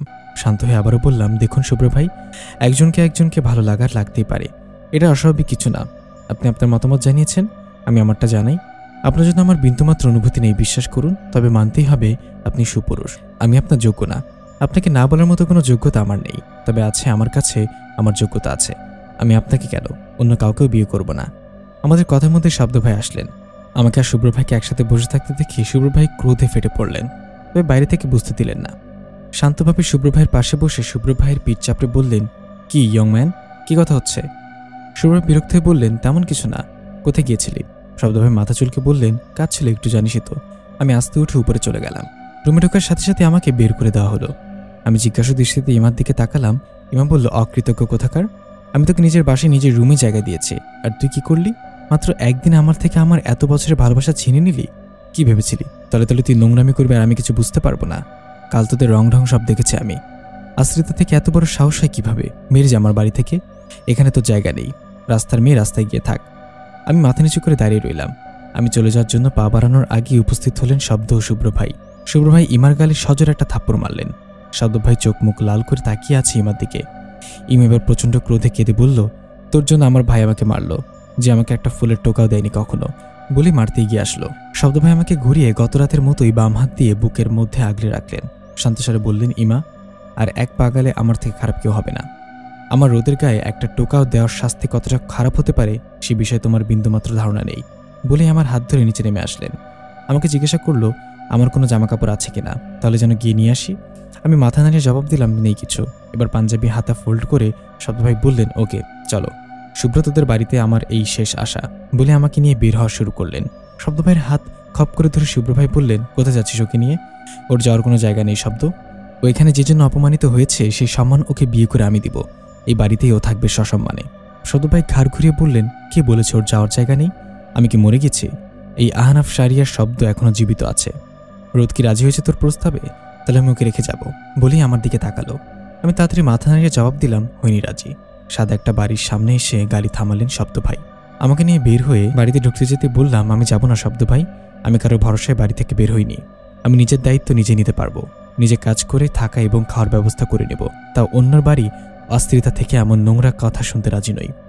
শব্দ ভাই এক হাত উঁচু করে বললেন, এক থাপ্পড় দেব, বেশি বোঝো, এটা আমার বাড়ি, এখানে তুমি কুচু গলায় কেউ কথা বলবেও না। তোমার বাবা নিজে ওদের কাছে তোমাকে বিক্রি করে গেছেন, ওরা তোমাকে পাগলের মতো খুঁজছে। চলো। বিক্রি করে দিয়েছে মানে? কাদের কাছে বিক্রি করছে? ওরা কারা? আমার বাবা এমন কাজ করতেই পারে না। কি বলছে এসব শব্দ ভাই? বিক্রি করে দিচ্ছে মানে? আমার মৌনতা দেখে শব্দ ভাই টেনে সোজা ভেতরে নিয়ে চলে গেল। আসলেই আমার যাওয়ার জায়গা নেই। যতটা শুনলাম দেখলাম তাতে বোঝা গেল আমি বাইরে কিংবা শব্দ ভাইয়ের থেকে দূরে নিরাপদ থাকতে পারবো না, তাই এখানে যাওয়া ছাড়া আমার আর কোনো গতি নেই। ভেতরে ঢুকে খালাম্মার মুখোমুখি হলাম। আমাকে শব্দ ভাইয়ের সাথে দেখে কিঞ্চিত অবাক হলো। খালাম্মাকে কথা বলার সুযোগ না দিয়ে শব্দ ভাই বললেন, ছোট মা, রোদ তোমাদের বাড়িতে আর থাকবে না। তোমার মেয়েকে যদি পারো একটু ভদ্রতা শিখতে বলবে। তোমাদের বাড়িতে এই আহনাব শাহরিয়ার শব্দ যাবে না। খালাম্মার মন ক্ষুণ্ণ হলো। তিনি ফের আবারও কথা বলার সুযোগ পেলেন না। তার আগে শব্দ এক ডাকে সবাইকে জড়ো করলো বসার রুমে। আমাকে মাঝে দাঁড় করিয়ে দিয়ে বলল, ও রোদ, আজ থেকে এখানেই থাকবে। এই বাড়িতে আমার যতটুকু সম্মান, রোদকে যেন ঠিক ততটুকু সম্মান দেওয়া হয়। কেন সম্মান দিবে? কি হিসেবে এই বাড়িতে থাকবে সে? প্রশ্নটা কেউ না করে। আমি বলেছি মানে রোদ এখানেই থাকবে। আর একটা কথা, রোদ এই বাড়ির কাজের মেয়ে না, তাই ওকে দিয়ে কেউ কোনো কাজ করাবে না কিংবা কাজের লোকের মতো ব্যবহার করবে না। তোমাদের দরকার হলে আমি আরও 2 জন কাজের লোক রেখে দেব, কিন্তু রোদ একদমই না। কথা থামে একটা মেয়ের দিকে তাকিয়ে বলল, আমার পাশের রুমটা খালি না? তোর কিছু জামাকাপড় নিয়ে সেখানে আয়, আমি তোকে নতুন নতুন অনেক জামাকাপড় কিনে দেবো বোন। তোর অপছন্দের জামাগুলোই না হয় নিয়ে আয়, আমি কালকে তোর আর রোদের জন্য নতুন কিছুটা কিনে নিয়ে আসবো। মেয়েটা হাসি মুখে ছুটে চলে গেল জামাকাপড় আনতে। শব্দ ভাই আমাকে নিয়ে রুমে গেলেন। সবাই আমাদের দিকে তাকিয়ে আছে। একটু ভয় এবং লজ্জাবোধ করলাম। কিছুক্ষণের মধ্যেই মেয়েটি জামাকাপড় নিয়ে হাজির হলো। এসে শব্দ ভাইয়ের হাতে দিয়ে বলল, ভাইয়া, এটা কি ভাবি? আমি কিন্তু ভাবির জন্য বেস্ট জামাগুলো এনেছি। শব্দ ভাই লজ্জা পেয়ে বলল, চোখ টিপে বলল, তোর যা খুশি ডাকতে পারিস। সে রাতে আর কোনো ঝামেলা হলো না। খালাম্মা নিজের বাড়িতে চলে গেছে। সকাল সকাল আমি ঘুম থেকে উঠে সাথে সাথে আমার খাতির যত্ন শুরু হলো। স্পেশালভাবে খাবারের রুমে পাঠানো হলো। এত এত খাতির যত্ন দেখে আমার নিজের কাছে নিজেকে ছোট মনে হচ্ছে, কিন্তু শব্দ ভাইয়ের জন্য কিছু বলতে পারছি না। আমি আমার ক্ষেত্রে এত বাড়াবাড়ি কেন করছে সেটাও বুঝতে পারছি না। আমার খাবার খাওয়ার মধ্যেই রুমের মধ্যে লতা খালা হাঁপাতে হাঁপাতে এসে বলল, ম্যাডাম, আপনার রুমে শুভ্র স্যার আসতে চাই। আমি কি বলবো আসতে? লতা খালা এখন আমার দেখাশোনা করেন। আমি মাথা নেড়ে সাই দিতেই ধীর পায়ে শুভ্র ভাই এসে একটা চেয়ারে বসলেন। আমি খাবার মুখে নিয়ে বললাম, কেমন আছেন শুভ্র ভাই? খেয়ে এসেছেন নাকি খাবেন? শুভ্র ভাই আমার কথায় চমকে তাকালেন। কেমন এলোমেলো লাগছে আজ। একটা গোছালো ব্যক্তি এভাবে এক রাতে অগোছালো হয়ে যাবে এটা আশা করা যায় না। আমি শুভ্র ভাইয়ের উত্তর না পেয়ে জিজ্ঞাসা করলাম, আপনার এই অবস্থা কিভাবে হলো শুভ্র ভাই? আমার কথা জবাব না দিয়ে শুভ্র ভাই পাল্টা প্রশ্ন করলো, বাড়ি ফিরবে না? আমি চমকে উত্তর দিলাম, কার বাড়ি? আমার কোনো বাড়ি নেই শুভ্র ভাই, আপনি চলে যান। শুভ্র ভাই আমার কথা কানে না দিয়ে জিজ্ঞাসা করলো, তুমি সব থেকে ভালোবাসো রোদ? আমি মুচকিসে জবাব দিলাম, ভালোবাসি বললে কি ভালোবাসা হয় শুভ্র ভাই? না বললেও তো ভালোবাসা যায়। আমি আপনার কাছে আপনার মন রক্ষার্থে বললাম আমি শব্দ ভাইকে ভালোবাসি না, কিন্তু আসলে আমি যদি ভালোবাসি থাকি তাহলে কি কিছু করতে পারবেন? তাই ভালোবাসি কিনা এই উত্তরটা দেওয়া খুবই জরুরি। আমি শব্দ ভাইকে ভালোবাসি কিনা জানি না, তবে ভরসা করি এটুকু বেশি। আমার কথাগুলো সম্পূর্ণ শেষ হওয়ার আগেই শব্দ ভাই আমার রুমে প্রবেশ করলো। আমি একগাল হেসে জিজ্ঞাসা করলাম, কোথায় গিয়েছিলেন শব্দ ভাই? শব্দ ভাই বিছানার উপর কয়েকটা প্যাকেট রেখে বললো, একটু কাজ ছিল, সেখান থেকে তোমার আর বোনের জন্য ড্রেস কিনে আনলাম। খেয়েছো তুমি? শুভ্র কখন এসেছিস? বাসা সবাই ঠিকঠাক আছে? শুভ্র উত্তর না দিয়ে নীরবে উঠে আমার দিকে তাকালো। আমার চোখ সোজা শুভ্র ভাইয়ের চোখ পড়ল। এ কি, শুভ্র ভাই কাঁদছে? শুভ্র ভাই আস্তে আস্তে করে শব্দ ভাইকে বলল, রোদকে সত্যিটা জানিয়ে দে শব্দ, পরে জানতে পারলে কষ্ট বেশি পাবে। আমি সেটা চাই না বলেই হাতের কোণে দিয়ে চোখ মুছে জোরে দীর্ঘশ্বাস ফেলে বেরিয়ে গেলেন। শুভ্র ভাইয়ের কান্নাটা অবশ্য শব্দ ভাই খেয়াল করলেন না। তিনি অন্য প্যাকেটগুলো নিয়ে তার বোনের রুমে গেলেন। শুভ্র ভাই চলে গিয়েছে কিনা সেটা আমি দেখতে দূরে এক প্রকার বের হলাম। না, শুভ্র ভাই গেলেন না। তার জন্য এই বাড়িতে শব্দ ভাইয়ের পাশের রুম বরাদ্দ। আমি হাঁপ ছেড়ে বাঁচলাম। সারাদিন শুভ্র ভাই বের হলেন না রুম থেকে। সন্ধ্যার পর শব্দ ভাই উধাও। তিনি যে কখন কোথায় চলে যায় বোঝা মুশকিল। এই বাড়িতে নিয়ম শৃঙ্খলা ভরপুর, কেউ কারো রুম থেকে বের হচ্ছে না। আমি শুভ্র ভাইয়ের রুমে উকি দিলাম। দেখি টেবিলে মাথা ঠেকিয়ে নিচু হয়ে আছে, মাঝে মাঝে কেঁপে কেঁপে উঠছে। আমি আস্তে ধীরে রুমে প্রবেশ করলাম। শুভ্র ভাই কাঁদছে, একা একা বিড়বিড় করছে। কি বলছে সেটা শোনার জন্য আরো একটু এগিয়ে গেলাম, তবে তার কথাগুলো ছিল এলোমেলো। শুভ্র ভাই বলছেন, আমি তোমাকে অন্য কারোর সাথে দেখতে পারছি না, পারবো না। তুমি কি ওকে আসলেই ভালোবাসো? আমাকে কেন ভালোবাসলে না? আমি আমার অনুভূতি প্রকাশ করতে পারি না বলে? এই মানুষটা এমন কেন? রোদ, তুমি বুঝলে না আমি শেষ হয়ে যাচ্ছি? আমি পারবো না, আমি শব্দের থেকেও কেড়ে নিতে পারবো না। আমি কি করব? আমি ডাক দিলাম, শুভ্র ভাই। শুভ্র ভাই হকচকে উঠে সাথের হাতা দিয়ে চোখ মুখ মুছে বলল, আরে রোদ, কখন এলে? বসো। শব্দ কোথায়? আমি মুখে হাসি টেনে বললাম, জানি না উনি কোথায় গেছে, বসবো না। আপনার কিছু লাগবে কিনা দেখতে আসলাম। লাগবে আপনার কিছু? শুভ্র ভাই মাথা নাড়িয়ে ইশারা দিল, লাগবে না। আমি ঘুরে বেরিয়ে যেতে লাগলাম। রোদ, তোমাকে একটা কথা বলি। এটা আর চেপে রাখতে পারলাম না। শব্দ আসলে কোনো সাধারণ মানুষ না, শব্দ হলো জিন। সাধারণ জিনও না, একটু বেশি ভয়ানক জিন। আমি যেন আকাশ ভেঙে পড়লাম। শুভ্র ভাই যেমন মানুষ, তাতে তিনি মজা কিংবা মিথ্যা কথা বলবেন না। তাহলে কি আসলে জিন শব্দ ভাই? আমি যে কিছু না বলে রুমে চলে আসলাম। স্তব্ধ হয়ে বসে আছি। একটা জিনের সাথে দিন চলেছে আমি বিন্দুমাত্র আজ করতে পারিনি কখনো। হুট করে শব্দ ভাই হাজির হলেন। রুমে ঢুকে আমাকে ডাক দিলেন। আমি ভয় কেঁপে উঠলাম। শব্দ ভাই সামনে আসতে আমি পিছিয়ে গেলাম। শব্দ ভাই ভ্রু কুঁচকে তাকালো, জিজ্ঞাসা করলো, কি হয়েছে রোদ, এমন করছো কেন? আমি কাপড় সারে বললাম, আপনি কে? শব্দ ভাই 2 হাত ছিঁড়ে বলল, এটা কেমন প্রশ্ন? আমি শব্দ। আমি ভয় চিৎকার করে বললাম, না, আপনি শব্দ নন, আপনি মানুষ নন, আপনি একজন জিন। আপনি আমার সামনে কখন আসবেন না। আপনি আমার থেকে সত্যিটা লুকিয়েছেন। আমি আপনাকে ভালোবাসতে শুরু করেছি, অথচ আপনি এমনটা করলেন আমার সাথে। ঠকিয়েছেন আপনি আমাকে। পরিস্থিতি বুঝে শব্দ ভাই আমার সামনে অদৃশ্য হয়ে গেলেন। আমি যেন ভয়ে আরো কুঁকড়ে গেলাম। ঘন ঘন নিঃশ্বাস নিতে শুরু করলাম। হঠাৎ মনে হলো আমাকে কেউ একজন আস্তে ফু দিচ্ছে। আমি ওই দিক তাকিয়ে কাউকে দেখতে পেলাম না। আমার কপালে কারোর ঠোঁটের স্পর্শ পেলাম। হাত দিয়ে জোরে জোরে কপালে ঘষা দিয়ে বললাম, শব্দ ভাই আপনি? চলে যান, এখানে এখনো কেন আপনি? আমার ভয় করছে, খুব ভয় করছে। শব্দ ভাই দৃশ্যমান হয়ে আমাকে এক হাতে জড়িয়ে নিয়ে বলল, পাগলি, আমি যেই হই, যেমনই হই, আমি কি তোমার কোনো ক্ষতি করব? এটা তুমি বিশ্বাস করো? শব্দ ভাই দৃশ্যমান হয়ে আমাকে এক হাতে জড়িয়ে নিয়ে বলল। দীর্ঘ 5 দিন আমি শব্দ ভাইয়ের থেকে দূরে দূরে থাকলাম। যতটা সম্ভব এড়িয়ে চলার চেষ্টা করলাম। কিন্তু ওই যে শব্দ ভাই, সুযোগ একটাই, সে মানুষ না, সে জিন। কখন কোথায় থাকে, কিভাবে যে হুট করে হাজির হয়, কিছুই বুঝি না। তবে আস্তে আস্তে আমার ভয় কেটে যেতে শুরু করলো। পুরো বিষয়টা আমার কাছে আর ইন্টারেস্টিং লাগতে শুরু করলো। এই কয়েকদিনে শুভ্র ভাই যতবার আমাকে দেখেছেন, শুধুমাত্র এক দৃষ্টিতে তাকিয়েছিলেন। সন্ধ্যায় শব্দ ভাইকে খুঁজতে গিয়ে পেলাম না। বুঝতে পারলাম শব্দ মহাশয় তার গোপন কাজে ব্যস্ত। তিনি সন্ধ্যায় বাড়িতে থাকেন না। যখন আসবেন তখন সোজা আমার কাছে আসবেন। তাই নিশ্চিন্তে রুমে বসে আছে। আমাকে সন্ধ্যার খাবার দিতে আসায় লতা খালাকে বললাম, খালা, একটা সত্যি কথা বলবে? খালা পান খাওয়ার লাল কালো দাঁত বের করে বলল, বলেন ম্যাডাম। আমি জিজ্ঞাসা করলাম, খালা, শব্দ ভাই কি এই বাড়ির ছেলে? লতা খালা হুট করে মুখের ভাব পরিবর্তন করে বলল, আমি ঠিক জানি না ম্যাডাম, আমার এগুলো জিজ্ঞাসা করবেন না, খেয়ে নেন, আমি আসি। লতা খালার হুট করে এমন পরিবর্তনে আমি অবাক হলাম। পুরো বিষয়টা নিয়ে ভাবার মধ্যেই শব্দ ভাইয়ের মা হুড়মুড় করে রুমে ঢুকে পড়ল। চোখ মুখে এক করে তাকিয়ে বলল, এই যে নবাবজাদি, কোন নবাবের বেটি তুমি? হ্যাঁ, আসছো 7 দিন হলো, একটাবার একটা কাজ করেছো? তুমি এই বাড়ির কে? বসে বসে গিলছো শুধু আমার ছেলেটাকে ফাঁসিয়ে। এই বাড়িতে কাজ ছাড়া খাবার জুটবে না বলে দিলাম। যাও, নিচে যাও, গিয়ে রান্না করো, বাড়িতে মেহমান আসবে, যাও। আমি পুরো ভ্যাবাচাকা খেয়ে গেলাম। এই বাড়িতে আসার পর অন্তত 1000 বার আমি কাজ করতে চেয়েছি, কিন্তু শব্দ ভাই কোনোভাবেই আমাকে কাজ করতে দেয়নি। আমি টুকটাক কাজ করতে গেলেও শব্দ ভাইয়ের বকা খেয়েছি। এই বিষয় নিয়ে না ভেবে দৌড়ে সোজা রান্নাঘরে গেলাম। কিছুক্ষণের মধ্যে শব্দ ভাই বাড়িতে ফিরলেন। আমাকে ডাকতে ডাকতে সোজা আমার রুমে গেলেন, কিন্তু আমাকে পেলেন না। শব্দ ভাই ভেবেছিল আমি বাড়িতেই নেই। তিনি দৌড়ে সোজা শুভ্র ভাইয়ের কাছে গেলেন। শুভ্র ভাই জানালেন আমি রান্নাঘরে রান্না করছি। আমাকে রান্না করতে দেখে শব্দ ভাই বেজায় চটে গেলেন। আমি আমতামতা করে বললাম, আসলে আন্টি একা পারছিলেন না, তাই আমি একটু সাহায্য করলাম। আমি তো এগুলো তো অভ্যস্ত, আমার কষ্ট হবে না। আপনি যান না, আজকে তো মেহমান আসবে, আপনি একটু দেখাশোনা করেন। শব্দ ভাই কোমরে হাত ন্যাকামি করে মেইলিশরে বলল, আমার কষ্ট হবে না, আপনি দেখাশোনা করেন। পরে হুট করে এসে আমাকে পেছন থেকে জড়িয়ে ধরে বললেন, বাড়িতে এত এত কাজের লোক, তুমি আসার পরে আরও 2 জন কাজের লোক বাড়িয়েছি, শুধুমাত্র তুমি রাজরানীর মতো থাকবে বলে।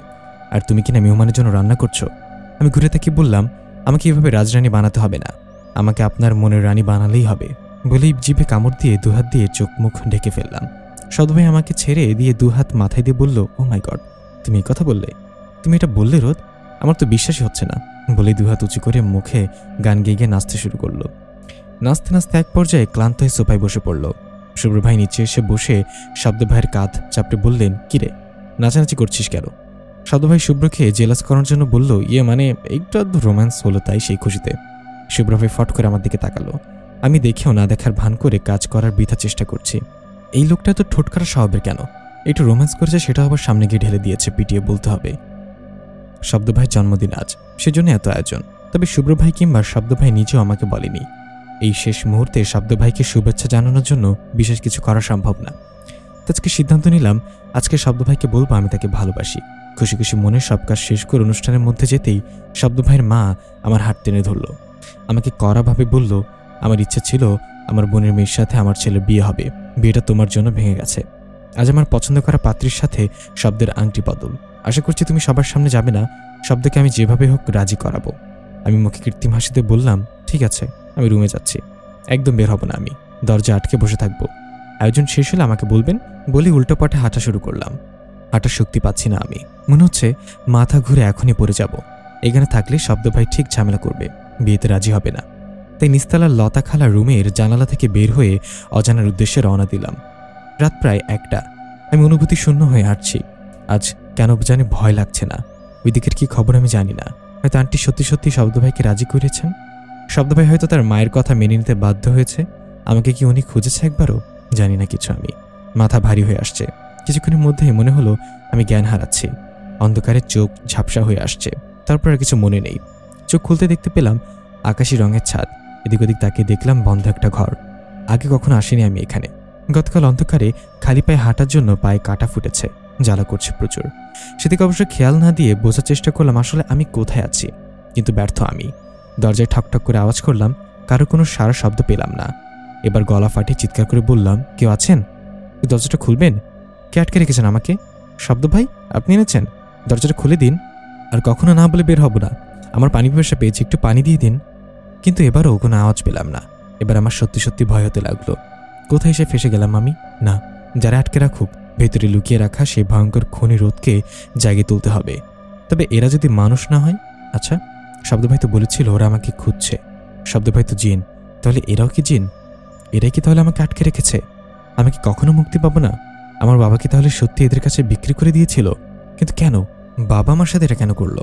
অন্যদিকে শব্দ ভাই অনুষ্ঠানে আমাকে দেখতে না পেয়ে লতা খালাকে জিজ্ঞাসা করলো, তবে খালা কিছু জানাতে পারল না। আংটি বদলের কথা শব্দ ভাই জানতেন না। অনুষ্ঠানের মাঝে শব্দ ভাইয়ের মা আংটি বদলের কথা ঘোষণা করতে শব্দ ভাই রেগে গেলেন। তবে এতে এত মানুষের মধ্যে প্রথম কিছুটা বললেন না। কিন্তু পরবর্তীতে শব্দ ভাই আন্টিকে বোঝাতে না পারার কারণে লোকজনের সামনে রাগারাগি শুরু করে দিলেন। এক পর্যায়ে মেহমানদের বাড়ি থেকে বের করে আমাকে খুঁজতে লাগলেন। পুরো বাড়ি খুঁজেও যখন আমাকে পেলেন না, তখন বাইরে খোঁজা শুরু করলেন। কিন্তু শব্দ ভাই ব্যর্থ। শেষে বাসায় ফিরে চিৎকার করে কাঁদতে কাঁদতে বলল, আমি হেরে গেছি রোদ, আমি তোমাকে খুঁজে পেলাম না, আমি তোমাকে হারিয়ে ফেলেছি। কেউ রোদকে এনে দাও প্লিজ, আমি রোদকে ছাড়া থাকতে পারবো না, আমি মারা যাবো রোদকে ছাড়া। কেউ রোদকে এনে দাও। রোদ, তুমি কোথায়? শব্দ ভাই শুভ্র ভাইয়ের কাছে গিয়ে আমার কথা জিজ্ঞাসা করলেন। শুভ্র ভাই জানালেন তিনি কিছুই জানেন না। তবে তার ভাবগতি দেখে মনে হচ্ছে না যে সে কিছু জানে না। তাই শব্দ ভাই খুব সাবধানে শুভ্র ভাইয়ের উপরে নজর রাখছে। শব্দ ভাই জিন হওয়াতে সুবিধা হয়েছে বেশি। তিনি সারাদিন অদৃশ্য হয়ে শুভ্র ভাইয়ের আশেপাশে থাকছে। শুভ্র ভাই অবশ্য মাঝে মাঝে অনুভব করতে পারছে আমি প্রায় প্রতিদিন এখানে বন্দি। খাবারের সময় টেবিলে খাবার চলে আসে আপনা আপনি। খেতে মন চাইছে না। আমি কখনো বন্দি জীবনযাপন করিনি। মাথায় শুধুমাত্র প্রশ্নগুলো ঘুরপাক খাচ্ছে। শব্দ ভাইয়ের কথা মনে পড়ছে। বিয়েটা করে ফেলেছে কিনা জানি না। আচ্ছা, শব্দ ভাই তো জিন, আমাকে খুঁজে বের করা তো কোনো অস্বাভাবিক ব্যাপার না তার কাছে। কেন আসলো না? বিয়ে করে কি আমাকে ভুলে গেল? কেন আসলো না আমাকে নিতে? এই নিয়ে অবশ্য খুব অভিযোগ জমা হলো শব্দ ভাইয়ের প্রতি। রাতে খাবারের টেবিলে দৃশ্যমান হওয়ার সাথে সাথেই আমি উঠে গিয়ে আন্দাজে খপ করে ধরে ফেললাম তার হাত। কেউ হাতটা ছাড়ানোর চেষ্টা করছে। আমি খুব জোরে হাতটা ধরে চিৎকার করে বললাম, কে আপনি? দেখা দিন, আমাকে এখানে আটকে রেখেছেন কেন? কে আপনি? কারোর ফুপিয়ে কাঁদার শব্দ পেলাম। আমি তাও হাতটা ছাড়লাম না। শরীরের সর্বোচ্চ শক্তিতে হাতটা ধরে রাখলাম। কিছুক্ষণ পর লোকটা দৃশ্যমান হতে লাগলো। কিন্তু এই কি? শুভ্র ভাই? আমার সামনে অপরাধী ভঙ্গিতে বসে আছে শুভ্র ভাই। কোনো কিছুই মাথায় ঢুকছে না আমার। শুভ্র ভাই কোনো কথা বলছে না। কিছুক্ষণ পরে আমি নিজেই প্রশ্ন করলাম, কেন শুভ্র ভাই? শুভ্র ভাই ছোট করে উত্তর দিলেন, তোমাকে আমি চাই রোদ।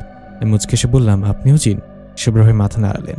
আমি নির্ভয় বললাম, আমি শব্দ ভাইয়ের কাছে যেতে চাই। শুভ্র ভাই আহত চোখে আমার দিকে তাকালেন। দীর্ঘশ্বাস ফেলে বলল, বেশ, চলো তাহলে।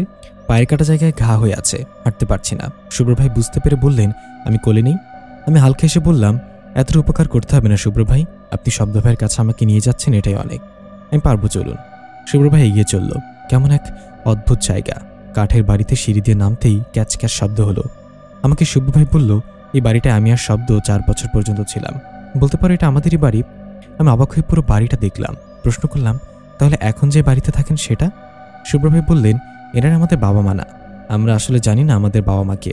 তখন এই জায়গাটা সুন্দর ছিল। যতদূর মনে পড়ে শব্দ এবং আমার পরিবার এখানে ঘুরতে এসে আমাদের পায়। ছোট বাচ্চা ছিলাম, বাবা মাকে না দেখতে পেয়ে কাঁদছিলাম, তাই আমাদের নিয়ে গেল। দুজনকে দুই পরিবার নিয়ে নিল, কিন্তু আমি কিংবা শব্দ কেউ কারোর ফ্যামিলিতে খুশি ছিলাম না। তো একটু বড় হতে আমি শব্দের বাসায় এবং শব্দ আমার বাসায় থাকলাম। কিন্তু কেউ এখনো জানে না আমরা কে, শুধু জানে আমরা তাদের ছেলে নই। আমি প্রশ্ন করলাম, আপনি আর শব্দ ভাই কি দুজন আপন ভাই? শুভ্র ভাই নিচু স্বরে বলল, আমি আসলে জানি না, ছোটবেলার কথা কিছু মনে নেই। বাবা মা থাকলে জানতে পারতাম। আমার মন খারাপ হলো, এনাদের বাবা মা নেই, কত আফসোস করে। আর আমার মা ছিলেন, যা হোক সে কথা না হয় বাদই দিলাম। মধ্যরাতের দিকে আমরা বাসায় পৌঁছে গেলাম। দরজা খুলে আমাকে বিধ্বস্ত অবস্থায় দেখে এক প্রকার ঝাঁপিয়ে পড়ে বুকে জড়িয়ে হাউমাউ করে কেঁদে ফেলল শব্দ ভাই। কতক্ষণ এমন ছিল খেয়াল নেই। একসময় নিজেই ছেড়ে বাহুডোরে রেখে জিজ্ঞাসা করলো, ঠিক আছে তুমি? কোথায় ছিলে তুমি? আমাকে একা রেখে কোথায় গিয়েছিলে তুমি? আমি শুভ্র ভাইয়ের দিকে তাকালাম। শুভ্র ভাইয়ের দৃষ্টি নিচু হয়ে গেল। শব্দ ভাই অবশ্যই এটা লক্ষ্য করলো। আমি বললাম, আমি জানি না কোথায় ছিলাম। শুভ্র ভাই আমাকে বের করে এনেছে। শব্দ ভাই চোখ বড় বড় করে বলল, কি? তার মানে কেউ তোমাকে আটকে রেখেছিল? আমার থেকে আমার রোদকে কেড়ে নিতে চেয়েছে?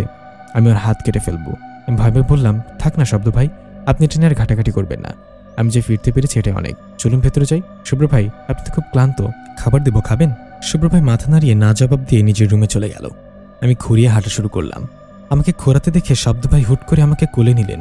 আমি নামার জন্য অস্থির হতেই শব্দ ভাই বললেন, চুপ থাকো, আমার ঘরওয়ালিকে আমি কোলে নিয়েছি, তোমার কি? আমি অবাক হয়ে বললাম, ঘরওয়ালি? শব্দ ভাই লজ্জা পেয়ে বলল, হবু ঘরওয়ালি। শব্দ ভাইয়ের সামনে এবার আমি অপরাধী ভঙ্গিতে বসে আছি। গম্ভীর কয়েকটা প্রশ্ন ছুড়িতে বলল, কেন চলে গিয়েছিল রোদ? আমি জবাব দিলাম না। এবার শব্দ ভাই ধমক শুনে বললাম, আসলে শুনলাম আপনার বিয়ে ঠিক হয়েছে। আমি থাকলে তো ঝামেলা করতেন, তাই চলে গেছি। শব্দ ভাই দাঁত বের করে বলল, তুমি তো ভুলে গেছো রোদ, আমি জিন। আমার কাছে খবর আসে, শুধুমাত্র তুমি কোথায় ছিলে সেটাই জানতে পারিনি কেন জানো? হয়তো এমন কেউ ছিল যার আমার মতনই সমান শক্তি। যাই হোক, ড্রেস চেঞ্জ করো, আমি খাবার নিয়ে আসছি। আমি কিছু বলার আগেই শব্দ ভাই অদৃশ্য হয়ে গেল। কয়েক মিনিটের মধ্যেই আবার ফিরে এলো। নিজের হাতে খাবার মেখে আমাকে খাওয়ানো শুরু করলো। বাবার কথা মনে পড়লো। নির্ভয় শব্দ ভাইকে বললাম, আমি বাবা মাকে মারতে চাইনি শব্দ ভাই। শব্দ ভাই বানিয়ে গিয়ে বলল, রোদ, আমি জানি তুমি আমার পরিচয় জেনে গেছো। আর অনেক কিছু আছে যেগুলো তুমি জানো না। তোমার মায়ের পরক্রিয়া ছিল ঠিকই, তোমার বাবার অন্য একজন বউ আছে, যিনি মানুষ না, আমাদের মতোই। তাকে বিয়ে করার শর্ত ছিল তোমাকে তাদের হাতে তুলে দিতে হবে।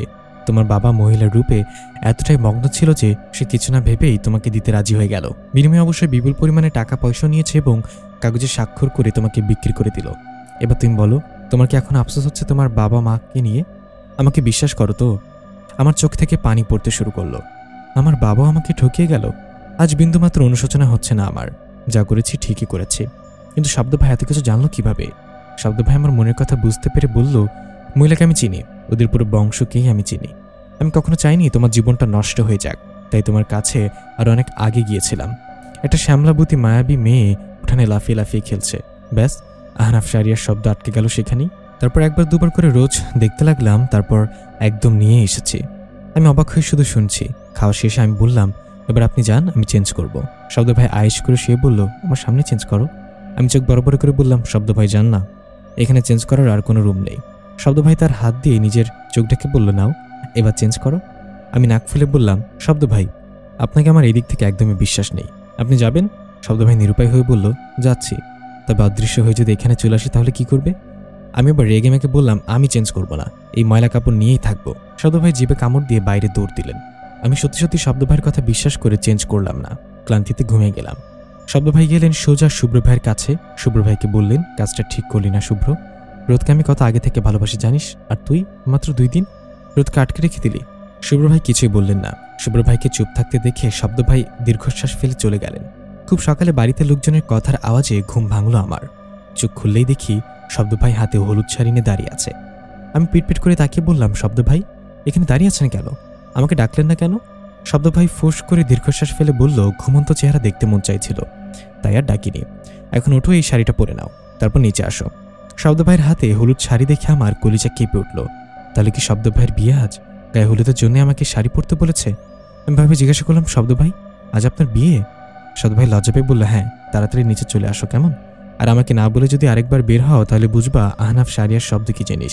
আমি হাত বাইরে শাড়িটা হাতে নিয়ে বললাম, আপনি যান, আমি আসছি। শব্দ ভাই চলে গেলেন। ছেলেদের তালবাহানা বোঝা যায় না সহজে। এই তো কাল অব্দিও বললেন আমাকে ভালোবাসেন, আর আজ বিয়ে করছেন উনি। হলুদ শাড়িতে হাত বুলিয়ে শাড়িটা পরে নিচে আসলাম। এসে দেখি শুভ্র ভাই মুখ গোমরা করে বসে আছে। জিজ্ঞেস করলাম, আপনি কি জানেন শব্দ ভাইয়ের কার সাথে বিয়ে হচ্ছে? শুভ্র ভাই পুত্রের মতো মাথা নাড়িয়ে না ইশারা করলো। আমি অবশ্য ভিতরে কষ্ট রেখেও চওড়া হাসি দিয়ে রেখেছি। কিছুক্ষণ পরে একদল মহিলা এসে শব্দ ভাইকে নিয়ে গেলেন। শব্দ ভাই আমার দিকে তাকিয়ে মিষ্টি হাসি দিয়ে হলুদ মাখতে চলে গেল। আমি আমার দৃষ্টি নিচু করে ফেললাম, আর একবারের জন্য শব্দ ভাইয়ের দিকে তাকাইনি। হলুদ মাখা শেষ হলেই আমি সোজা নিচের রুমে চলে গেলাম। শব্দ ভাই আমাকে ডাকতে ডাকতে ভেতরে প্রবেশ করলো। শব্দ ভাইকে দেখে আপনা আপনি আমার চোখ থেকে পানি পড়ে গেল। শব্দ ভাই নিজের গাল থেকে কিছুটা হলুদ নিয়ে আমার গালে লাগিয়ে দিয়ে বলল, আমার রোদকে তো দারুণ লাগছে হলুদে, কাঁদছো কেন? বা আমার কথা মনে পড়ছে? কই, শব্দ ভাই তো বললেন উনি সবার মনের কথা একটু হলেও বোঝেন। তাহলে কি আমার মনের কথা বুঝলেন না? কেন আমি কাঁদছি সেটাও কি বুঝে না বোঝার ভাঙ ধরে বিয়ে করছে আবার? আমার অবশ্য অভিমান হলো, তবে একটু নয়, এক আকাশ পরিমাণই। নিজের চোখের সামনে নিজের ভালোবাসার মানুষকে অন্য একজনের হাতে দেখে নিজের কলিজায় করাত চালিয়ে দিলাম। কিন্তু মেয়েটাকে, কাকে বিয়ে করছে শব্দ ভাই? সন্ধ্যানাগাদ সমস্ত আয়োজন শুরু করে শব্দ ভাইয়ের বোনের কাছে সাদা একটা গাউন পাঠিয়ে দিলেন আমার কাছে। বোনও কড়া করে বললেন, এটা ভাই পড়তে বলেছে তোমাকে, না পড়লে তো বুঝতেই পারছো কি করতে পারেন উনি। তাড়াতাড়ি এসো 2 মিনিটের মধ্যে। আমি ফের বড় একটা দীর্ঘশ্বাস ফেলে জামাটা পরে নিলাম। আমার জামা পরা শেষ হওয়ার সাথে সাথেই শব্দ ভাই হাজির হলেন। আমি ভয় পেয়েও বুকে থুতুতে বললাম, কখন কোথায় চলে আসেন আপনি? শব্দ ভাই আমার থুতনি ধরে ভুরু যুগল বাঁকা করে বলল, আমি তোমাকে সাজাবো রোদ, শেষবারের মতো এভাবে তোমাকে দেখে আমি নিজেই সাজাতে চাই। আমার চোখ থেকে টপ করে 2 ফোঁটা পানি গড়িয়ে পড়ল। শব্দ ভাই আমাকে নিজের হাতে সাজিয়ে দিলেন। আমি এক দৃষ্টিতে তাকিয়ে আছি শব্দ ভাইয়ের দিকে। মনে হচ্ছে এটাই বুঝে শেষ দেখা। আমাকে সাজানোর মাঝেই দরজার সজোরে আঘাত করলো কেউ। আমি ভীত চোখে দরজায় তাকিয়ে দেখলাম শব্দ ভাই আমাকে অভয় দিয়ে নিজে দরজা খুলল। দরজার ওপাশে ইমা দাঁড়িয়ে আছে। দেখে বোঝা যাচ্ছে প্রচণ্ড ক্রোধে ফেটে পড়ছে ইমা। শব্দ ভাই পাত্তা দিলেন না, হাসিমুখে বললেন, আরে ইমা, বিয়ে খেতে চলে এসেছিস, চল আয়। ইমা সোজা তীক্ষ্ণ দৃষ্টি নিক্ষেপ করলো আমার দিকে। পর মুহূর্তেই মুখ বাঁকিয়ে চলে গেল নিচে। শব্দ ভাই আমাকে ইশারা দিয়ে নিচে যেতে বলে নিজেই চলে গেলেন। ইচ্ছে করছে সবকিছু ভেঙে গুড়িয়ে দেই, আরো 20-20 খানিক খুন করে ফেলি। তারপরও শব্দ ভাইকে আমার চাই মানে চাই, কিন্তু কোনো সুযোগ নেই। আমি একজন ভাসমান মেয়ে, শব্দ ভাইয়ের পরিবার কখনোই মেনে নিবে না। তাদের কষ্ট দিয়ে তাদের ছেলেকে নিয়ে সংসার করতে আমি পারবো না। যেখানে শব্দ ভাই নিজেই বিয়ে করছেন সেখানে আমি পাগলামি করব কিভাবে? আমি ধীরে পায়ে এগিয়ে গেলাম বিয়ের আসরে। সবার দৃষ্টি আমার দিকে আটকে আছে। আমি ইতস্তত বোধ করে শব্দ ভাইয়ের পাশে গিয়ে বসলাম। শব্দ ভাই আমাকে ইশারা করলেন স্টেজের উপরে উঠে বসার। কিছু না ভেবেই রোবটের মতো স্টেজে গিয়ে বসলাম। কিছুটা দূরে শুভ্র ভাই চোখ মুখ লাল করে বসে আছে, চুলগুলো উস্কো শুষ্ক হয়ে আছে কিছুটা। কিছুক্ষণ পরে কাজী সাহেব আমাদের পাশে বসে কবুল বলতে বললেন। আমি অন্যমনস্ক হয়ে বউকে খুঁজছি, কিন্তু দেখতে পাচ্ছি না। শব্দ ভাই আমাকে খোঁজা দিয়ে বললেন, কি খুঁজছো, কবুল বলো। আমি জিজ্ঞাসা দৃষ্টিতে তাকিয়ে আছি। শব্দ ভাই ভ্রু কুঁচকে বলল, কবুল না বললে বিয়ে হবে না তো পাগলি। এতক্ষণ আমি বুঝতে পারলাম আসলে কাহিনী কি হচ্ছে। আমি আবেগে আপ্লুত হয়ে শব্দ ভাইকে জড়িয়ে ধরলাম। শব্দ ভাই আমার কানে কানে বলল, সবাই আছে, শরম করছে না তোমার? সবার সামনে জড়িয়ে ধরে আছো, এখনো তো কত কি হওয়া বাকি আছে, এখন ছাড়ো বউ। আমি লজ্জা পেয়ে ছেড়ে দিয়ে এক নিঃশ্বাসে 3 বার কবুল বলে ফেললাম। কি যে খুশি লাগছে বলে বোঝানো যাবে না। নিজের মনের মানুষটাকে পেলে হয়তো বোধহয় এতটাই খুশি লাগে, মনে হচ্ছে 2 দিন খুশিতে অজ্ঞান হয়ে পড়ে থাকি। শব্দ ভাইয়ের কবুল বলার সাথে সাথে আমি ইমার দিকে তাকিয়ে চোখ মেরে দিয়ে ফিক করে হেসে দিলাম। তবে শুভ্র ভাইকে কোথাও দেখতে পেলাম না। সমস্ত আয়োজন শেষে আমাকে বিরাট এক ঘরে নেওয়া হলো। পুরো রুম সাদা বিভিন্ন নাম না জানা ফুলে আবৃত। আমি চারিদিকে চোখ বুলে দেখলাম, বুঝতে পারলাম এটা শব্দ ভাইয়ের রুম। এই রুমে আমি আগে কখনোই আসিনি। দেয়ালের এক পাশে বড় করে পুরো দেয়াল জুড়ে আমার একটা ছবি টাঙানো আছে। আমি খানিকটা লজ্জা পেলাম। শব্দ ভাইয়ের ভয়ে বাকি হাসি মজা কিছুই করেনি কেউ। আমাকে আর শব্দ ভাইকে ঘরে বসে সবাই চলে গেল। শব্দ ভাই ইতস্তত করে বলল, রোদ, তুমি একটু বসবে, আমার কিছু কাজ আছে, আমাকে যেতে হবে প্লিজ। আমি এখনই আসবো, তুমি রাগ করো না। আমি শব্দ ভাইয়ের গালে হাত দিয়ে বললাম, আপনি নিশ্চিন্তে যান, এখন আপনি একান্তে আমার, আর কোনো ভয় নেই, সাবধানে যাবেন না, তাড়াতাড়ি ফিরবেন। শব্দ ভাই খুশি আমাকে কপালে চুমু দিয়ে চলে গেল। আমি রুম থেকে বের হয়ে পাশে থাকা শুভ্র ভাই রুমে গেলাম। শুভ্র ভাই কাঁদছে, অনবরত কেঁদেই চলেছে। কিছুক্ষণ পরপর কেঁপে কেঁপে উঠছে সে। আমি তাকে নীরবে ডাক দিলাম, শুভ্র ভাই। শুভ্র ভাই মাথা তুলে আমাকে বিয়ের সাজ দেখে আর ইমোশনাল হয়ে গেল। আমি মুখ বাঁকিয়ে হেসে বললাম, আপনাকে একটা সিক্রেট বলবো, শুনবেন? তবে কাউকে বলতে পারবেন না, কথা দিন। শুভ্র ভাই চোখ মুখ মুছে বলল, কি বলবে? আমি এমন নয় যে একজনকে কথা দিয়ে অন্যজনকে জানাবো, আশা করি বুঝতে পেরেছ। আমি চেয়ার টেনে পায়ের উপর পা তুলে বসে বললাম, আসলে শুভ্র ভাই, আপনাকে বিয়ে করলে আমার তেমন কোনো লাভ হতো না, কিন্তু শব্দ ভাইকে বিয়ে করলে আমার লাভটা সোলানাই হতো, তাই আর কি বিয়েটা করে ফেলেছি। শুভ্র ভাই ভ্রুকুচকে বলল, কিসের লাভ? আমি এসে বললাম, আপনি নিতান্ত একজন ভোলাভাল ইমোশনাল ব্যক্তি। আমার কাজে শব্দ ভাইয়ের মতো একজন রাগী শক্তপোক্ত ব্যক্তির প্রয়োজন। শুভ্র ভাই বেশ আটছাট হয়ে বসে বলল, মানে? আমি বাকি এসে বললাম, বাকিটা পরে বলবো।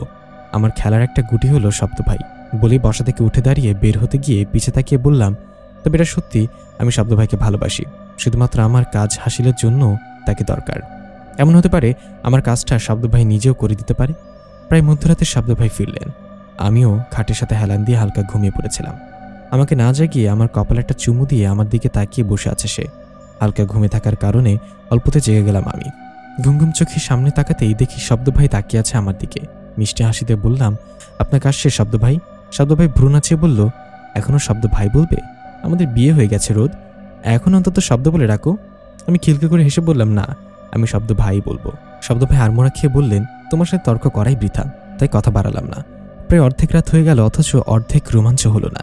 কি পড়বেন বাকিটা আমি বলুম না, আমার শরম করে। পরের দিন সকালে বাড়িতে চিল্লাচিল্লির আওয়াজে শুনে শব্দ ভাই দৌড়ে বের হলেন বাইরে।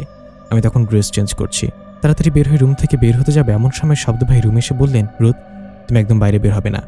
আমার কথা মতো একটুও না। শোনাবো আমার কথাটা শোনো। বাইরে আক্রমণ হয়েছে, তুমি বের হবে না এখান থেকে। আমার সন্দেহ ওরা তোমাকে নিতে এসেছে। তোমার বিয়ের খবর শুনে ওরা ক্ষিপ্ত হয়ে গেছে। আমি মাথা নাড়িয়ে সায় দিতেই শব্দ ভাই দ্রুত নিচে নেমে গেলেন। সাথে সাথে শুভ্র ভাইকেও নিচে গেলেন। শুভ্র ভাই বাড়ির সবাইকে আলাদা একটা রুমে নিয়ে বন্ধ করে দিল। এত কালো ছায়ার ভয়ানক জন্তুর সাথে দুজন পারবে কিনা আমার সন্দেহ হচ্ছে, তবে না, খুব সহজেই দুজনেই কাজ চালিয়ে যাচ্ছে। পরবর্তীতে শব্দ ভাই এবং শুভ্র ভাই দুজনকেই আটকে ফেলল ওরা। শুভ্র ভাই আমাকে ডাক দিতেই শব্দ ভাই বললেন, শুভ্র, রোদকে ডাকিস না, ওরা রোদকে নিয়ে যাবে শুভ্র। কিন্তু শুভ্র ভাই শুনলেন না। আমাকে ফের ডাক দিতেই আমার খেয়াল হলো ওনাদের বাঁচাতে হবে। আমি দৌড়ের উপর থেকে নেমে ঝড়ের গতিতে শব্দ ভাইয়ের সামনে দাঁড়িয়ে চোখ রাঙিয়ে বললাম, চলে যাও এখান থেকে, চলে যাও বলছি। কোন সাহসে এখানে এসছো তোমরা? আর একটা আঘাত করলে এর ফলাফল ভালো হবে না। শব্দ ভাই এবং শুভ্র ভাইকে ছেড়ে দাও বলছি। সাথে সাথে সবাই আমার সামনে সারিবদ্ধভাবে দাঁড়িয়ে মাথা নিচু করে বলল, যা হুকুম মহারানী। সাথে সাথে বাড়ির বিভিন্ন দরজা জানলা থেকে সবগুলো জিন তাড়াতাড়ি বের হয়ে গেল। আমি যেন হাঁপ ছেড়ে বাঁচলাম। আমাকে মহারানী বলার বিষয়টা এবং আমার কথায় জিনগুলো চলে যাওয়ার বিষয়টা শব্দ ভাই না খেয়াল করলেও শুভ্র ভাই ঠিকই খেয়াল করলেন। শব্দ ভাই তখন আমাকে পাওয়ার আনন্দে আত্মহারা হয়ে গেছেন। শব্দ ভাই বাসা থেকে বের হওয়ার পরে শুভ্র ভাই আমাকে ডেকে নিয়ে বললেন, তো মহারানী, আপনাকে সব জিনেরা মহারানী কেন ডাকছেন? আপনার কথা কেন এবার শুনছে? আমি আমতামতা করে বললাম, কই, কখন বলল শুভ্র ভাই? আপনি না কি যে বলেন? শুভ্র ভাই আমাকে বললেন, আমি ভোলাভালা বলে ব্যাপারটা খেয়াল করতে পেরেছি। তোমার শক্তপোক্ত বর কিন্তু পারিনি। আমি হাতে হাত ঘষে বললাম, কি জানেন শুভ্র ভাই, টক্করটা এবার আমার সাথে আপনার হচ্ছে। তবে আপনার সাথে টক্কর কেন নিতে যাব বলুন তো? আসলে একটা ঘটনা রয়েছে, আপনাকে বলি শুনুন। জিনদের মধ্যে যারা খারাপ, যারা শয়তানের পূজা করে, এদের একটা মুকুট উপহার দেওয়া হয়েছিল, যার মধ্যে ছিল প্রচুর শক্তি। এটা তার পূজা করে অর্জন করেছিল। তখন এই মুকুটের জন্য প্রয়োজন ছিল একটা নবজাতক শিশু। তাই ওদিক ওদিক না খুঁজে আমার বাবা যেহেতু ওদের সাথে ছিলেন, তাই আমাকেই বাছাই করা হয়েছিল। আমি তখন একদম নবজাতক শিশু। আমার হাতে মুকুট দেওয়ার পর ওই মুকুটটার অন্য কাউ হাতে নিতে পারিনি। তাই সিদ্ধান্ত নেওয়া হলো আমি বড় হলেই ওই মুকুট আমি নিজে নিয়ে দিয়ে আসবো তাদের। আমার বাবা কথা দিয়েছিলেন, তবে সেই সুযোগ আর তিনি পাননি। এসব কথা অবশ্য আমি ডায়েরি থেকে জেনেছিলাম। মুকুট এখন আমার কাছে আছে, তাই মুকুটের সমস্ত শক্তি আমার। রানীর মুকুট আমার কাছে আছে মানে আমি রানী, তাই আমাকে ওরা নিতে আসে, আমার থেকে মুকুট নিতে আসে। চাইলে আমি ওদের আদেশ করে আমার উদ্দেশ্য হাসিল করতে পারি, তবে এখনকার যিনি এই রাজ্যটা পরিচালনা করছেন তিনি সেটা হতে দিবেন না। সব মিলে আমার পরিবার শেষ করার প্রতিশোধ নেওয়ার জন্যই এই পথে পা বাড়িয়েছে আমি। শুভ্র ভাই কৌতূহলী হয়ে জিজ্ঞাসা করলেন, তাহলে এই শব্দকে কিভাবে টার্গেট করলে? দীর্ঘশ্বাস ফেলে বললাম, বাবার সাথে শব্দ ভাইয়ের কথা বলতে দেখেছি আমি, তো শব্দ ভাইকে ছাড়া কাউকে চিনতাম না, তাই শব্দ ভাইয়ের সাথেই যোগাযোগ করার চেষ্টা, কিন্তু বুঝতে পারিনি এই চক্করে ভালোবেসে ফেলবো। তবে আপনি ক্ষমা করবেন আমাকে, আপনার ভালোবাসার মূল্য দিতেই পারিনি আমি। শুভ্র ভাই মাথার চুলগুলো ঠিক করে বললেন, তাহলে এই পুরো গল্পের ভিলেন তুমি? আমি হো করে এসে জবাব দিলাম, বলতে পারেন এটাই। তবে আমার এই খুশি বেশিক্ষণ টিকল না। এক প্রকার আমার আর শব্দ ভাইয়ের মধ্যে ঝামেলা পাকানোর জন্য শুভ্র ভাই পুরো বিষয়টার সাথে আরও মশলা দিয়ে শব্দ ভাইয়ের সামনে তুলে ধরল। শব্দ ভাই আমাকে ডেকে নিয়ে নীরবে জিজ্ঞাসা করলো পুরো বিষয়টা। পাশে অবশ্য শুভ্র ভাইও ছিলেন। আমি শুভ্র ভাইয়ের দিকে তাকাতেই শুভ্র ভাইয়ের দৃষ্টি নিচু হয়ে গেল। আমি তাকে উদ্দেশ্য করে বললাম, এমন কাজ কেন করলেন যে চোখে চোখ রাখতে পারেন না? আমাকে মৃদু ধমক দিয়ে শব্দ ভাই বললেন, তোমাকে যা জিজ্ঞাসা করছি সেটার উত্তর দাও, শুভ্রকে বকাবকি করবে না। প্রত্যুত্তরে আমার চোখ রাঙানি খেয়ে চুপসে গেল শব্দ ভাই। যথেষ্ট সাহস সঞ্চার করে আবারও জিজ্ঞাসা করলেন তিনি। আমার সাবলীল উত্তর, যা শুনেছেন ঠিক শুনেছেন। শব্দ ভাই কাঁপা কাঁপা গলায় বলল, আমি তোমার মুখ থেকে সমস্ত বিষয়টা শুনতে চাই রোদ। আমি প্রস্তুত হয়ে বললাম, বেশ, তাহলে শুনেন। আপনি আমাকে বলেছিলেন না আমার বাবা একজন জিন মহিলার প্রেমে পড়েছিলেন, তার রূপে মুগ্ধ হয়ে আমাকেও বিক্রি করে দিয়েছিলেন তার কাছে। কিসের জন্য বিক্রি করেছিলেন তা তো আপনি জানতেন না। পুরো কাহিনীর মধ্যে মূল বিষয়টা হচ্ছে একটা মুকুট। আপনি তো জানেন জিনদের মধ্যে ভাগ আছে, খারাপ জিন, ভালো জিন, আরও অনেক অনেক পদের জিন আছে। আপনারা দুজন এবং শুভ্র ভাই দুজনে ভালো জিনদের বংশধর। তবে আমার বাবা যে নারীর প্রতি মুগ্ধ হয়েছিলেন তিনি ছিলেন তৎকালীন খারাপ জিনদের রানী। শোনা যায় আমার বাবা সেই জিন মহিলাকে বিয়ে করেছিলেন আমার জন্মের আগেই। তখন তিনি জিনদের রাজ্যে বসবাস করেন ওই মহিলার সাথে। তারা শয়তানের পূজারী ছিলেন। শয়তান তাদের উপর খুশি হয়ে একটি মুকুট উপহার দেন, যে মুকুটে ছিল প্রচুর শক্তি। যার কাছে এই মুকুট থাকবে সে খারাপ জিনদের রানী হওয়ার যোগ্যতা রাখবে। তবে শর্ত ছিল এই মুকুট একজন নবজাতক শিশু যে হবে একজন মানুষ তার হাতে শয়তান নিজেই তুলে দিবেন, এবং এই শিশু যদি ইচ্ছে করে খারাপ জিনদের মুকুটটা না দেয় তাহলে খারাপ জিনরা মুকুটটা ছিনে নিতে পারবে না। শিশুটার বয়স কেবলমাত্র 18 বছর হলেই মুকুটটা সে খারাপ জিনতে দিতে পারবে। তখন জন্ম নিলাম আমি। খবরটা আমার বাবা এবং ওই জিন মহিলার কানে যাওয়ার পরপরই আমাকে ব্যবহার করলেন তারা। আমার হাতে মুকুটটা দেওয়া হলো। আমার 18 বছর হওয়ার আগে অপেক্ষা করলো। বাবা তখন বাসায় যেতেন না। আমার মা লোকমুখে এই কথা শুনে ভেঙে পড়লেন। তখন সঙ্গ দিলেন আমার ছোট কাকা। চলল তাদের পরকীয়া প্রেম কাহিনী। এমন পরিবেশে বড় হতে হতে বিষে উঠেছিল আমার জীবন। অতঃপর আমার পরিবার সবাইকে আমি নিজ হাতে মেরে দিলাম। এই কথাগুলো আমি, মা এবং ছোট কাকাকে মা মারার পরে চিঠি লিখতে গিয়ে বাবার গোপন ডায়েরিতে পেয়েছিলাম। মুকুটটা একমাত্র আমার কাছে আছে, তাই সমস্ত খারাপ জিনেরা মুকুটের প্রতি সম্মান দেখাতে আমাকে মহারানী হিসেবে সম্মান করে। 17 বছর হতেই আমাকে আমার বাবা বিক্রি করে দিয়েছিলেন। বিপুল পরিমাণ টাকাও নিয়েছিলেন এই মূল্যে। আপনাকে বেশ কয়েকবার বাবার সাথে কথা বলতে দেখেছি।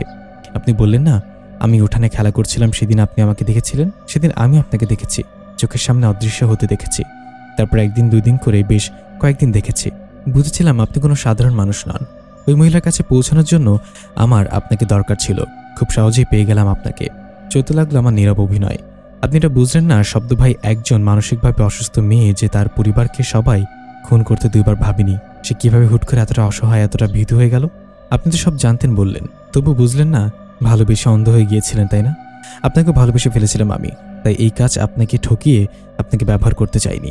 চেয়েছিলাম শুভ্র ভাইকে ব্যবহার করতে, কিন্তু তিনি তো নিজেই আমাকে ভালোবেসে ইমোশনাল হয়ে দেবদাসের মতো পড়ে আছেন। শব্দ ভাই ইমোশনাল হয়ে গেলেন। আজ ধীরে ধীরে জিজ্ঞাসা করলো, তার মানে তুমি আমাকে ব্যবহার করেছিলে রোদ? অথচ আমি তোমাকে ভালোবেসে অন্ধের মতো হতে গিয়েছিলাম। তুমি এই সমস্ত কথা শুভ্রকে বলতে পেরেছ, আমাকে বললে না কেন বলো তো? আমার থেকে শুভ্র আপন তোমার? আমি দাঁড়িয়ে বললাম, বিষয়টা আপন পরে না শব্দ ভাই। আমি আর পারছিলাম না। আপনাদের দুজনের সাহায্য আমার দরকার। আমি চেয়েছি আপনারা জানুন সবটা, নাহলে আমি কখনো বলতাম এগুলো। আমি জানতাম আমাদের দুজনের মধ্যে প্যাচ লাগানোর জন্য শুভ্র ভাই আপনার কাছে এগুলো বলবেন। আপনাকে এগুলো কিভাবে বোঝাবো বুঝতে পারছিলাম না। আমার কাজটা শুভ্র ভাই সহজ করে দিয়েছে একদম। ধন্যবাদ শুভ্র ভাই। আমাদের সামনে শব্দ ভাই আর কিছু বললেন না, সোজা রুমে চলে গেলেন। বুঝতে পারলাম অভিমান করেছে আমার উপর। আমি তার পেছনে গিয়ে শব্দ ভাইকে জড়িয়ে ধরলাম। আস্তে ফিসফিস করে বললাম, দুঃখিত শব্দ ভাই, রাগ করেন কেন? পরিবারের জন্য এছাড়া আর কোনো পথ ছিল না আমার, বলুন। আমার হাত ছাড়িয়ে শব্দ ভাই বললেন, তোমার এই পথের জন্য আমি তোমাকে কিছু বলছি না রোদ। আমি কি তোমাকে সাহায্য করতাম না? ভালো যখন বেসেছি তো তোমার কাজে সাহায্য করা আমার দায়িত্ব। কিন্তু তুমি আমাকে ঠকালে। একজন ভালো জিনের বংশধরের সাথে খারাপ জিনদের রানী কিভাবে বিয়ে হতে পারে? আমি ভুরুকুচকে বললাম, আপনি এই কথা বলছেন শব্দ ভাই? আমি মানুষ হয়ে আপনি জিন জেনেও আপনাকে মেনে নিতে পেরেছি, আর আপনি আমার রানী হওয়ার বিষয়টি নিয়ে মাথা ঘামাচ্ছেন। আর আমি যে রানী হয়ে থাকবো সেটা আপনাকে কে বলল? শব্দ ভাই তাচ্ছিল্য হাসিতে বলল, তুমি তো রাজি হয়েছিলে তোমার স্বার্থের জন্য, নাহলে আমাকে কেন বিয়ে করতে রাজি হবে তুমি বলো? আমি এবার তেলে বেগুনে জ্বলে বললাম, আপনি আগে ছিলেন অন্ধ, এখন হয়েছেন বুদ্ধ। আমার কাজ আমি একাই করতে পারতাম। আমি জানতাম আমার কাছে মুকুট নেওয়ার জন্য ওরা নিশ্চয়ই আসবে, কিন্তু আপনাকে ভালোবেসেই তো আমি বিয়েটা করেছি। এতে কোনো সার্থকতা ছিল না। আমি মানুষেও আমি আপনার জিনবর হবেন সেটা ভেবে আপ্লুত হয়েছিলাম আমি। শব্দ ভাই চুপসে গিয়ে বলল, হয়েছে, এবার আমাকে একটু আবার জড়িয়ে ধরো শক্ত করে। এত রাগ অভিমান নিয়ে তো আমি থাকতে পারি না। আমি তোমার পাশে আছি রোদ, তবে একটা শর্ত, আমাকে আর ভাই কিংবা আপনি বলে ডাকবে না। এখন থেকে শব্দ এবং তুমি করে বলবে, নাহলে আমাদের ভবিষ্যতের বাচ্চা কাচ্চাও আমাকে বাবা না বলে ডাকবে তব্দ ভাই। আমি বললাম, তব্দ ভাই? শব্দ ভাই মাথা নাড়িয়ে হো হো করে হেসে ফেলল। ঝামেলাবিহীন 2 দিন কেটে যাওয়ার পরে একদিন সন্ধ্যাবেলায় আমি বাইরে বের হলাম, আমাদের বাড়িরই বাগানে। তবে সন্ধ্যায় বের হওয়াটা ছিল সবচেয়ে বড় ভুল। পুরো বাগান কালো হয়ে জিনদের আসতে দেখা গেল, উদ্দেশ্য আমাকে নিয়ে যাওয়া। বিন্দুমাত্র ভয় না পেয়ে ঠায় দাঁড়িয়ে রইলাম। এই কাহিনীর শেষটা আমাকেই করতে হবে। শেষ করার জন্য এদের সাথে মোকাবেলা করাটা আমার দরকার, কিন্তু আমি একা এদের সাথে কখনই পারবো না। দরকার শব্দ ভাইকে, যিনি এই মুহূর্তে কোথায় আছে আমি সেটাও জানি না। শব্দ ভাই কিংবা শুভ্র ভাইকে বলার সুযোগ আমাকে দেওয়া হলো না। সাথে অবশ্যই আমার ননদ ছিল, তিনি গিয়ে শুভ্র ভাইকে খবর দিলেন। তবে শুভ্র ভাই আসতে আসতে আমাকে ধরে নিয়ে যাওয়া হলো। শুভ্র এসে আমাকে হাতের নাগালে পেলেন না। মুখের পানির ঝাপটা পেয়ে আমার জ্ঞান ফিরল। পিটপিট করে তাকাতেই সামনে সারিতে সারিতে বিভিন্ন আকারের বিভিন্ন বিভৎস চেহারা জিনদের দাঁড়িয়ে থাকতে দেখলাম। পাশে মাথা উঁচু করে বসে আছেন এক সুন্দরী নারী। দেখে বুঝতে পারলাম ইনি সেই নারী। চোখের মাঝে প্রতিশোধের আগুন ধপ করে জ্বলে উঠল। বড় করে দীর্ঘশ্বাস ফেলে চোখ বন্ধ করে আবার খুললাম। মিষ্টি একটি হাসি দিয়ে বললাম, আমাকে এখানে নিয়ে আসার কারণ কি? মহিলাটি একইভাবে বসে উত্তর দিলেন, তুমি তো জানো না, তোমাকে তোমার বাবা বিক্রি করে দিয়েছিলেন আমার কাছে। তার কথা বলা শেষ করার আগেই আমি হাত উঁচু করে বললাম, থাক, সেসব পুরনো পুঁথি এখন গাইতে হবে না, সবটা আমি জানি। আর দয়া করে ওই লোকটাকে আমার বাবা বলবেন না। লোকটা কেবলমাত্র আপনার দাস ছিল, শুধুমাত্র দাস। মহিলাটি কথা না বাড়িয়ে আমাকে বলল, তোমাকে জোর করছি না, আমাদের উপর সন্তুষ্ট হয়ে তুমি মুকুটটা ফিরিয়ে দাও। এই তাচ্ছিল্যমূলক হাসিতে বললাম, যদি না দিই? মহিলাটি ভ্রুকুচকে বলল, চ্যালেঞ্জ নিচ্ছ? আমি 2 হাতে তালু ঘষে বললাম, ধরে নিন সেটাই। মহিলাটি ফের আমাকে বললেন, তুমি জানো এর পরিণাম কি হবে? আমার কাছে কত সামান্য তুমি জানো? তুমি একজন সাধারণ মানুষ, পুচকে একটা মেয়ে। আর এরা সবাই জিন। এদের বয়স জানো? কারো কারো বয়স 500 বছরেরও বেশি। আমার কাছে কত ভয়ানক জন্তু আছে তুমি জানো? তোমার কাছে কি আছে? আমি গগন ফাটিয়ে হো হো করে হেসে বললাম, আমার কাছে মুকুট আছে, যেটা নেওয়ার জন্য বিন্দুমাত্র জোর করতে পারবেন না আমাকে। আমার কাছে আমার একজন জিনবর আছে। সে যদি জানে আপনারা তার রোধকে ধরে এনেছেন, এইসব জিনগুলো একসাথে শেষ হবে। আমার কাছে সাপোর্ট করার জন্য শুভ্র ভাইয়ের মতো একজন বন্ধু আছে, যিনি আপনাদের প্রত্যেকের প্রতিটি পশমের সাথে হিসাব করে আঘাত করবে। আজ 2 দিন হলো আমাকে আটকে রাখা হয়েছে, তবে পর্যাপ্ত পরিমাণ সম্মান আমি পাচ্ছি। এখানে ঘুরছি ফিরছি খাচ্ছি, শুধুমাত্র বের হতে পারছি না। ঘুরতে ঘুরতে সেই খোলা মাঠে উপস্থিত হয়েছে, যেখানে শব্দ ভাই আর আমার দেখা হয়েছিল রাতে। আমার আশেপাশে অবশ্য বেশ কিছু কালো ছায়াকে উঠতে দেখা গেল। আমি জানি শব্দ ভাই সত্যি আসবে। বুঝতে পারলাম শব্দ ভাই প্রথমে আমাকে একদিকটায় আসতে বারণ করেছিল, বলেছিল এই রাস্তাটা ভালো না। শরীরে ছোট একটা পাথরের টুকরো আঘাত পেতেই কেউ একজন ঝোপের আড়ালে লুকিয়ে আছে। আমার এখান থেকে শুধুমাত্র ছাই রঙের চাদরের টুকরো দেখা গেল। বুঝতে পারলাম শব্দ ভাই এসেছেন। মাথার উপরে উঠতে থাকা পাহারাদার জিনদের বললাম, শোনো, আমার প্রচণ্ড পিপাসা লেগেছে, এখনই গিয়ে ঠান্ডা শরবত আনবে। আমি এখানে দাঁড়াচ্ছি। মজার বিষয় হলো, একজনকে বলার সাথে সাথে সবাই ছুটল শরবত আনার জন্য। সবার একটাই লক্ষ্য, আমাকে সন্তুষ্ট করা। ঝোপের আড়ালে উকিদে বললাম, শব্দ ভাই, এই শব্দ ভাই, আপনি এসেছেন? শব্দ ভাই মুখে বিরক্তিতে শব্দ করে বলল, ওহো রোদ, কতবার বলেছি শব্দ ভাই ডাকবে না। আমি মৃদু ধমকতে বললাম, এখন তো এত রং ঢং করার সময় নেই। শুনুন, আপনি সোজা আমার গ্রামের বাড়িতে গিয়ে ঘরের পেছনে আমার মা এবং কাকাকে পুঁতে রাখা হয়েছে। তার সামনে একটা কৃষ্ণচূড়া গাছ, গাছের নিচে মুকুটটি আছে। আপনি মুকুটটি নিয়ে এখানে ঢুকলে কি কিছু করতে পারবে না। শুভ্র ভাই কোথায়?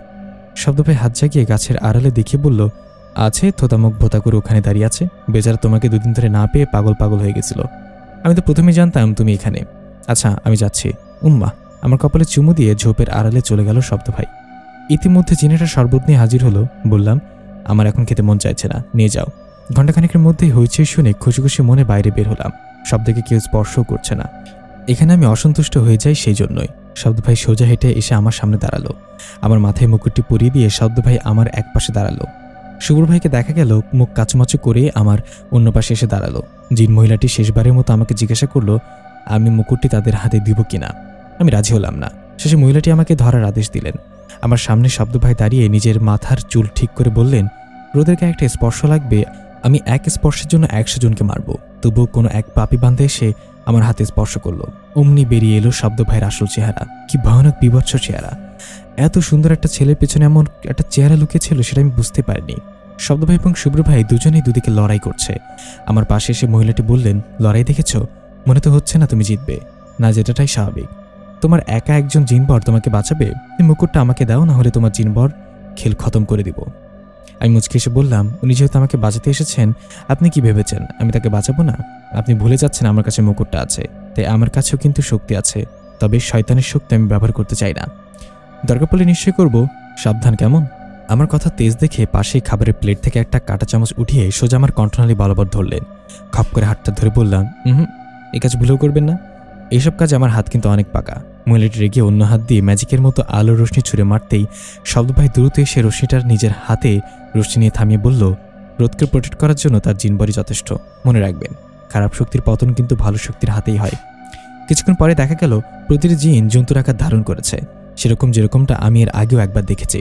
এবারে লড়াইটা হয়ে গেল একটু বেশি ভয়ানক। আমাকে একপাশে দাঁড় করিয়ে আমার থুতনি ধরে শব্দ ভাই বললেন, রোদ দেখো, আমরা জানি ভালো জয় হয়, তবে ভালো যখন দুর্বল হয়ে পড়ে অপর পক্ষ তখন বেশি শক্তিশালী হয়ে ওঠে, তখন কিছু করার থাকে না। এদের শয়তান প্রদত্ত ক্ষমতা আছে, জানি না কি হবে। আমি আর শুভ্রা একা, যাই হয়ে যাক না কেন তুমি এখান থেকে নড়বে না। যদি আমাদের কিছু হয়ে যায় সোজা পালিয়ে যাবে যেখানে ইচ্ছা সেখানে, সবার থেকে দূরে, কেমন? বলে আমাকে কথা বলার সুযোগ না দিয়ে কপালে চুমু দিয়ে এগিয়ে গেলেন লড়াইয়ে। তবে শব্দ ভাইয়ের খেয়াল ছিল একমাত্র আমার দিকে। কোনো জন্তু এগিয়ে আসতে চাইলেও শব্দ ভাই এসে সেটাকে মেরে ফেলছে। এক পর্যায়ে মহিলাটি আমার পাশে এসে বললেন, তুমি জানো এই দুজনের বাবা মা আমার কাছে বন্দী আছে। এই মুকুটটি অর্জনের পথে বেশি ভালো মানুষে দেখিয়ে ফেলেছিলেন তারা, তাই রেখে দিয়েছি বন্দি করে। এই মুকুট আমাদের সারা জীবনের কষ্টের ফল। আমি পৃথিবী শাসন করতে পারবো এই মুকুট দিয়ে। তুমি যদি এদের থামাতে না বলো তাহলে এদের মা বাবাকে আমি এখানে মেরে দেব। আমি ভয়ানকভাবে চমকে তাকালাম। কি বলছেন ইনি? শব্দ ভাইয়ের মা বাবা বেঁচে আছেন? কিন্তু এর মতো বুদ্ধি আমি একটাও দেখিনি। নিজের দুর্বলতার কথা নিজে জানিয়ে দিয়েছেন। মুখে চওড়া হাসি দিয়ে শব্দ ভাইকে ডাক দিলাম। ওগো শুনছো? শব্দ ভাই আমার দিকে তাকিয়ে চোখ বড় বড় করে বলল, কিরে শুভ্র, আমাকে ডাকছে নাকি রে? শুভ্র ভাই ফুস করে উঠে বলল, জামাই তুই এভাবে কি আমাকে ডাকবে? সর এখান থেকে, কাজ করতে দে। কাজের সময় এদের রোমান্স। শব্দ ভাই লড়াইয়ের মাঝে বুকের বাঁ পাশে হাত দিয়ে বলল, হাই বউ, এভাবে ডেকো না, আমি জ্ঞান হারাবো। আমার চোখ গরম করে বললাম, রাখুন আপনার দুষ্টু মিষ্টি কথা, এদিকে আসুন তাড়াতাড়ি। শব্দ ভাই এক ছুটে আমার কাছে এসে বললেন, বলো কি বলবে? আমার শ্বশুর শাশুড়ি মানে আপনার আর শুভ্র ভাইয়ের বাবা মা বেঁচে আছেন, আর এখানে আছেন। শব্দ ভাই ভ্রু কুচকে ফেললেন। আমি ফের বললাম, আরে হ্যাঁ, বিশ্বাস হচ্ছে না আপনার? এই মহিলাই তো বলেছে। শব্দ ভাই বিষয়টা বুঝতে পারলেন, বিড়বিড় করে বললেন, সারা জীবন শুনেছি সুন্দরীদের মাথায় বুদ্ধি কম থাকে, আজ তার প্রমাণ পেলাম। ভাগ্যিস আমার বউ শ্যামলা। আমি তেলে বেগুনে জ্বলে উঠে বললাম, কি বললেন আপনি? আমি সুন্দরী নই? এই মহিলা সুন্দরী?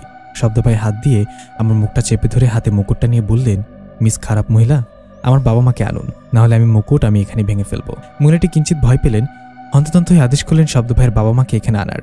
আমরা অধীর আগ্রহ অপেক্ষা করছি। তবে আশ্চর্যের বিষয় হলো এই যে আমি যে ছেলেটাকে ভোলা ভোলা ভেবেছি, সেই ছেলেটাই এখন একা হাতে পুরো লড়াই চালিয়ে যাচ্ছে। কিছুক্ষণের মধ্যে দুজনকে ধরে বেঁধে আনা হলো। কি সুন্দর অপরূপ এদের চেহারা, একদম শব্দ এবং শুভ্রের মতো। তবে এতদিনের নির্যাতনে যেন খানিকটা নুয়ে গেছে। শব্দ ভাই অবাক দৃষ্টিতে তাকিয়ে আছে, কিছু মনে পড়ছে কিনা বুঝতে পারছি না। আমি এগিয়ে শব্দ ভাইয়ের মাকে ধরতেই তিনি হকচুকে গেলেন। ভরসা দিলাম, বললাম, ভয় পাবেন না, আমরা আপনাদের নিয়ে যেতে এসেছি, আপনার ছেলেরাও আছে। শব্দ ভাইকে ইশারা করলাম। শব্দ ভাই শুভ্র ভাইকে ডাক দিল, ভাই দেখে যা, বাবা মা। এই প্রথম শব্দ ভাই শুভ্র ভাইকে ভাই বলে সম্বোধন করেছে। এর আগে সবসময় দুজন দুজনের নাম ধরে ডাকত। শুভ্রের দিকে তাকাতেই প্রচণ্ড জোরে আঘাত পড়ল তার মাথায়, হুমড়ি খেয়ে পড়ল মেঝেতে। শব্দ ভাই দৌড়ে ধরার আগেই একটা মেয়ে চলে আসলো শুভ্র ভাইয়ের পাশে। শুভ্র ভাইকে এক হাত দিয়ে উঠিয়ে নিয়ে বাহুডোরে রেখে অন্য হাত উঁচু করে জোরে ঘোষণা দিলেন, ব্যাস অনেক হয়েছে। আমি ভবিষ্যৎ রানী এবং তোমাদের বর্তমান মহারানী রোদ তোমাদের আদেশ করেছে, তোমরা এখনই এই মুহূর্তে প্রস্থান করো। তোমরা আজ থেকে মুক্ত, নিজেরা নিজেদের মতো করে অনিষ্ট না করে স্বাধীনভাবে জীবনযাপন করো। সাথে সব জিনেরা মাথা নত করে প্রস্থান করলো। ইতিমধ্যে শব্দ ভাই এগিয়ে গিয়ে শুভ্র ভাইকে ধরলেন। মেয়েটি শুভ্র ভাইয়ের হাতে শুভ্র ভাইকে দিয়ে গেলেন জিন মহিলাটির কাছে। ছলছল চোখে বলল, এখান থেকে চলে যাও মা, নাহলে তুমি মরবে। মুকুট তোমার কখনোই হবে না, আমি হতে দিব না। চলে যাও, তোমাকে ক্ষমা করা হলো। মহিলাটি সবার দিকে তাকিয়ে মেয়েটির মুখে হাত বুলিয়ে অদৃশ্য হয়ে গেল। মেয়েটি তার চোখ মুখ মুছে বলল, আমি মিষ্টি, ইনি আমার মা, তবে আমি এদের মতো নই। চলুন আপনাদের পৌঁছে দেই। শব্দ ভাইয়ের বাবা মা আপাতত কথা বলার অবস্থায় নেই, তাদেরকে খুঁজে পাবো সেটাও বুঝিনি। সোজা শব্দ ভাইয়ের বাড়িতে গেলাম আমরা সবাই। গিয়ে দেখি আগে থেকে দুই পরিবারের লোকজনই উপস্থিত। শ্বশুর শাশুড়িকে বসিয়ে দুই পরিবারের সবার কাছেই আমি ক্ষমা চেয়ে নিলাম। তবে ইমা বিষয়টা সহ্য করল না। তার কথা হলো, কেন সে শব্দ ভাইকে পেল না? আমার জন্য এত কিছু হয়েছে। আমি ইমার কানে কানে গিয়ে বললাম, এত যে শব্দ শব্দ করছো, শব্দ যে জিন তুমি জানো? একটা জিনের সাথে ঘর করতে পারবে সারা জীবন? ইমা ভয় পেল। অবশেষে পুরো সত্যিটা সবার সামনে প্রকাশ করা হলো। আমার জন্য শুভ্র ভাই এবং ইমার মধ্যে মনোমালিন্য সৃষ্টি হয়েছিল। শুভ্র ভাই ইমাকে বুকে নিয়ে বলল, সরি বনু, যদিও আমার কোনো রাইট নেই তোমাকে মারার, তবু পরিস্থিতি ভিন্ন ছিল তো, আর তোরও ভুল ছিল। আমরা তো চলে যাচ্ছি, ভাইকে ভুলে যাবি না বল? ইমা ফুপিয়ে কেঁদে উঠল। শুভ্র ভাই কিংবা শব্দ ভাইয়ের যাওয়ার বিষয়টা কেউই মেনে নিতে পারছে না, তবে যেতে হবেই। এর মধ্যে মিষ্টি নামের মেয়েটা সবাইকে উদ্দেশ্য করে বলল, আমার একটা প্রস্তাব আছে। রোদ, আমার তো যাওয়ার জায়গা নেই বা পরিবার নেই এখন। আপনারা সবাই রাজি থাকলে আমি শুভ্র ভাইকে বিয়ে করে এখানেই থেকে যেতাম। যদিও আগে থেকে আমার শব্দকে পছন্দ ছিল। আমি চোখ বড় করে শব্দ ভাইয়ের দিকে তাকালাম। শব্দ ভাই এক হাতে কান ধরে জিভে কামড় দিয়ে বলল, আমি কিছু করিনি বউ। সবাই সমস্যারে হেসে উঠল। তবে শুভ্র ভাই মুখ ফুলে বসে আছে, বিয়ে সে করবে না, তার এমন দেবদাস থাকতেই ভালো লাগে। অবশেষে আমরা এবং সবার অনুরোধে বিয়েটা সে করতে রাজি হলো। সবার থেকে বিদায় নিয়ে আমরা চলে গেলাম সেই পুরনো বাড়িতে, যেখানে আমাকে শুভ্র ভাই আটকে রেখেছিলেন। বাড়িটা পুনরায় মেরামতো করা হয়েছে। ঘরোয়া পরিবেশে শুভ্র ভাই এবং মিষ্টি বিয়েটা হয়েও গেছে। শব্দ এবং শুভ্র ভাই সারাদিন এখন বাবা মায়ের সাথে থাকেন। এত বছর কাছে না পাওয়ায় দুঃখটা আস্তে আস্তে ঘুচে যাচ্ছে। কয়েক বছর পর রোদ, এই রোদ, শব্দ কোথায়? তব্দ ভাই তো বাইরে গেছে চাচু। এই পুচকে, শব্দ তো তব্দ ভাই হয়? হ্যাঁ তো, মা তো দাঁতে তব্দ ভাই বলে। বাপ হয় তোর, বল বাবা। না, তব্দ ভাই আমার। শুভ্র ভাই এবং আমার ছেলের কথার মাঝে আমি চলে আসলাম। আমাকে দেখে শুভ্র ভাই ফের জিজ্ঞাসা করলো, শব্দ কোথায় রোদ? আমার হাতের খুন্তি নাড়িয়ে বললাম, দেবরজি ভাবি বলো আমাকে। শুভ্র ভাই ফুস করে উঠলে বললেন, তোমার ছেলে বাপকে বাপ না ডেকে তব্দ ভাই ডাকে, সেটা ঠিক করতে পারছো না? আমার আবার ভাবি রাখতে বলছো? বলেই মুখ বাকি চলে গেল। আমি আমার ছেলের কানটা ধরে বললাম, তুই আবার তোর বাবাকে তব্দ ভাই ডাকছিস? আজ আসুক তোর বাবা। আমার কথা শেষ না হতেই শব্দ ভাই দেখা মিলল। আমাকে ডেকে বলল, কি রোদ বাবা, এসে কি করবে? আজ আবার কি করেছে? কি ইয়াংম্যান, কি দুষ্টামি করছো আবার? ছেলের মুখ ফুলিয়ে বলল, দেখো পাপা, মাম্মাম তোমাকে তব্দ ভাই ডাকে। আমি ডাকলাম তাই আমাকেও বকা দিল, বলেই দিল বহুতর। আমি শাড়ির আঁচল গুছে বললাম, যেমন বাপ তার তেমন ছেলে। আমাকে 2 হাত দিয়ে জড়িয়ে ধরে মুখের সামনে মুখ এনে বলল, আমার ছেলে, তোমার ছেলে নয়? আমি ইতস্তত করে বললাম, না ছাড়ুন, কেউ আসবে, আর আপনার পাকা ছেলে আসলে আরও গোলমাল হয়ে যাবে। শব্দ ভাই একই ভঙ্গিতে বলল, আসুক, ছেলেও তো বিয়ে করে রোমান্স করবে, শিখতে হবে তো ছেলেকেও। তুমি শব্দ ভাই বলে ডাকো, তোমার ছেলেও ডাকে, তোমার ছেলে তোমারই মতনই। আমি মৃদু ধমক দিয়ে বললাম, চুপ থাকুন, ছেলে শিখবে অশ্লীল বাপ কোথাকার। শুনুন, কেউ আসবে এখনই। এটা কি রুম পেয়েছেন? শব্দ ভাই আরও শক্ত করে জড়িয়ে ধরে বলল, আমার বউ আমি রোমান্স করি, তাতে কার কি? পাশে শুভ্র ভাই হেঁটে গিয়ে বলল, আমার সামনে তোদের রোমান্স করতে হয় কেন বুঝি না, সর, যা রুমে যা। শব্দ ভাই আমাকে ছেড়ে দিয়ে মাথা চুলকে রুমে চলে গেল। আমি দৌড় দিলাম রান্নাঘরে গিয়ে মিষ্টিকে বললাম, শুভ্র ভাই ডাকে, এবার না হয় শুভ্র ভাইকে রোমান্স করার সুযোগ করে দিলাম। আপনারা কি দেখছেন? বাসায় চলে যান, গল্প শেষ, এত রোমান্স দেখা লাগবে না।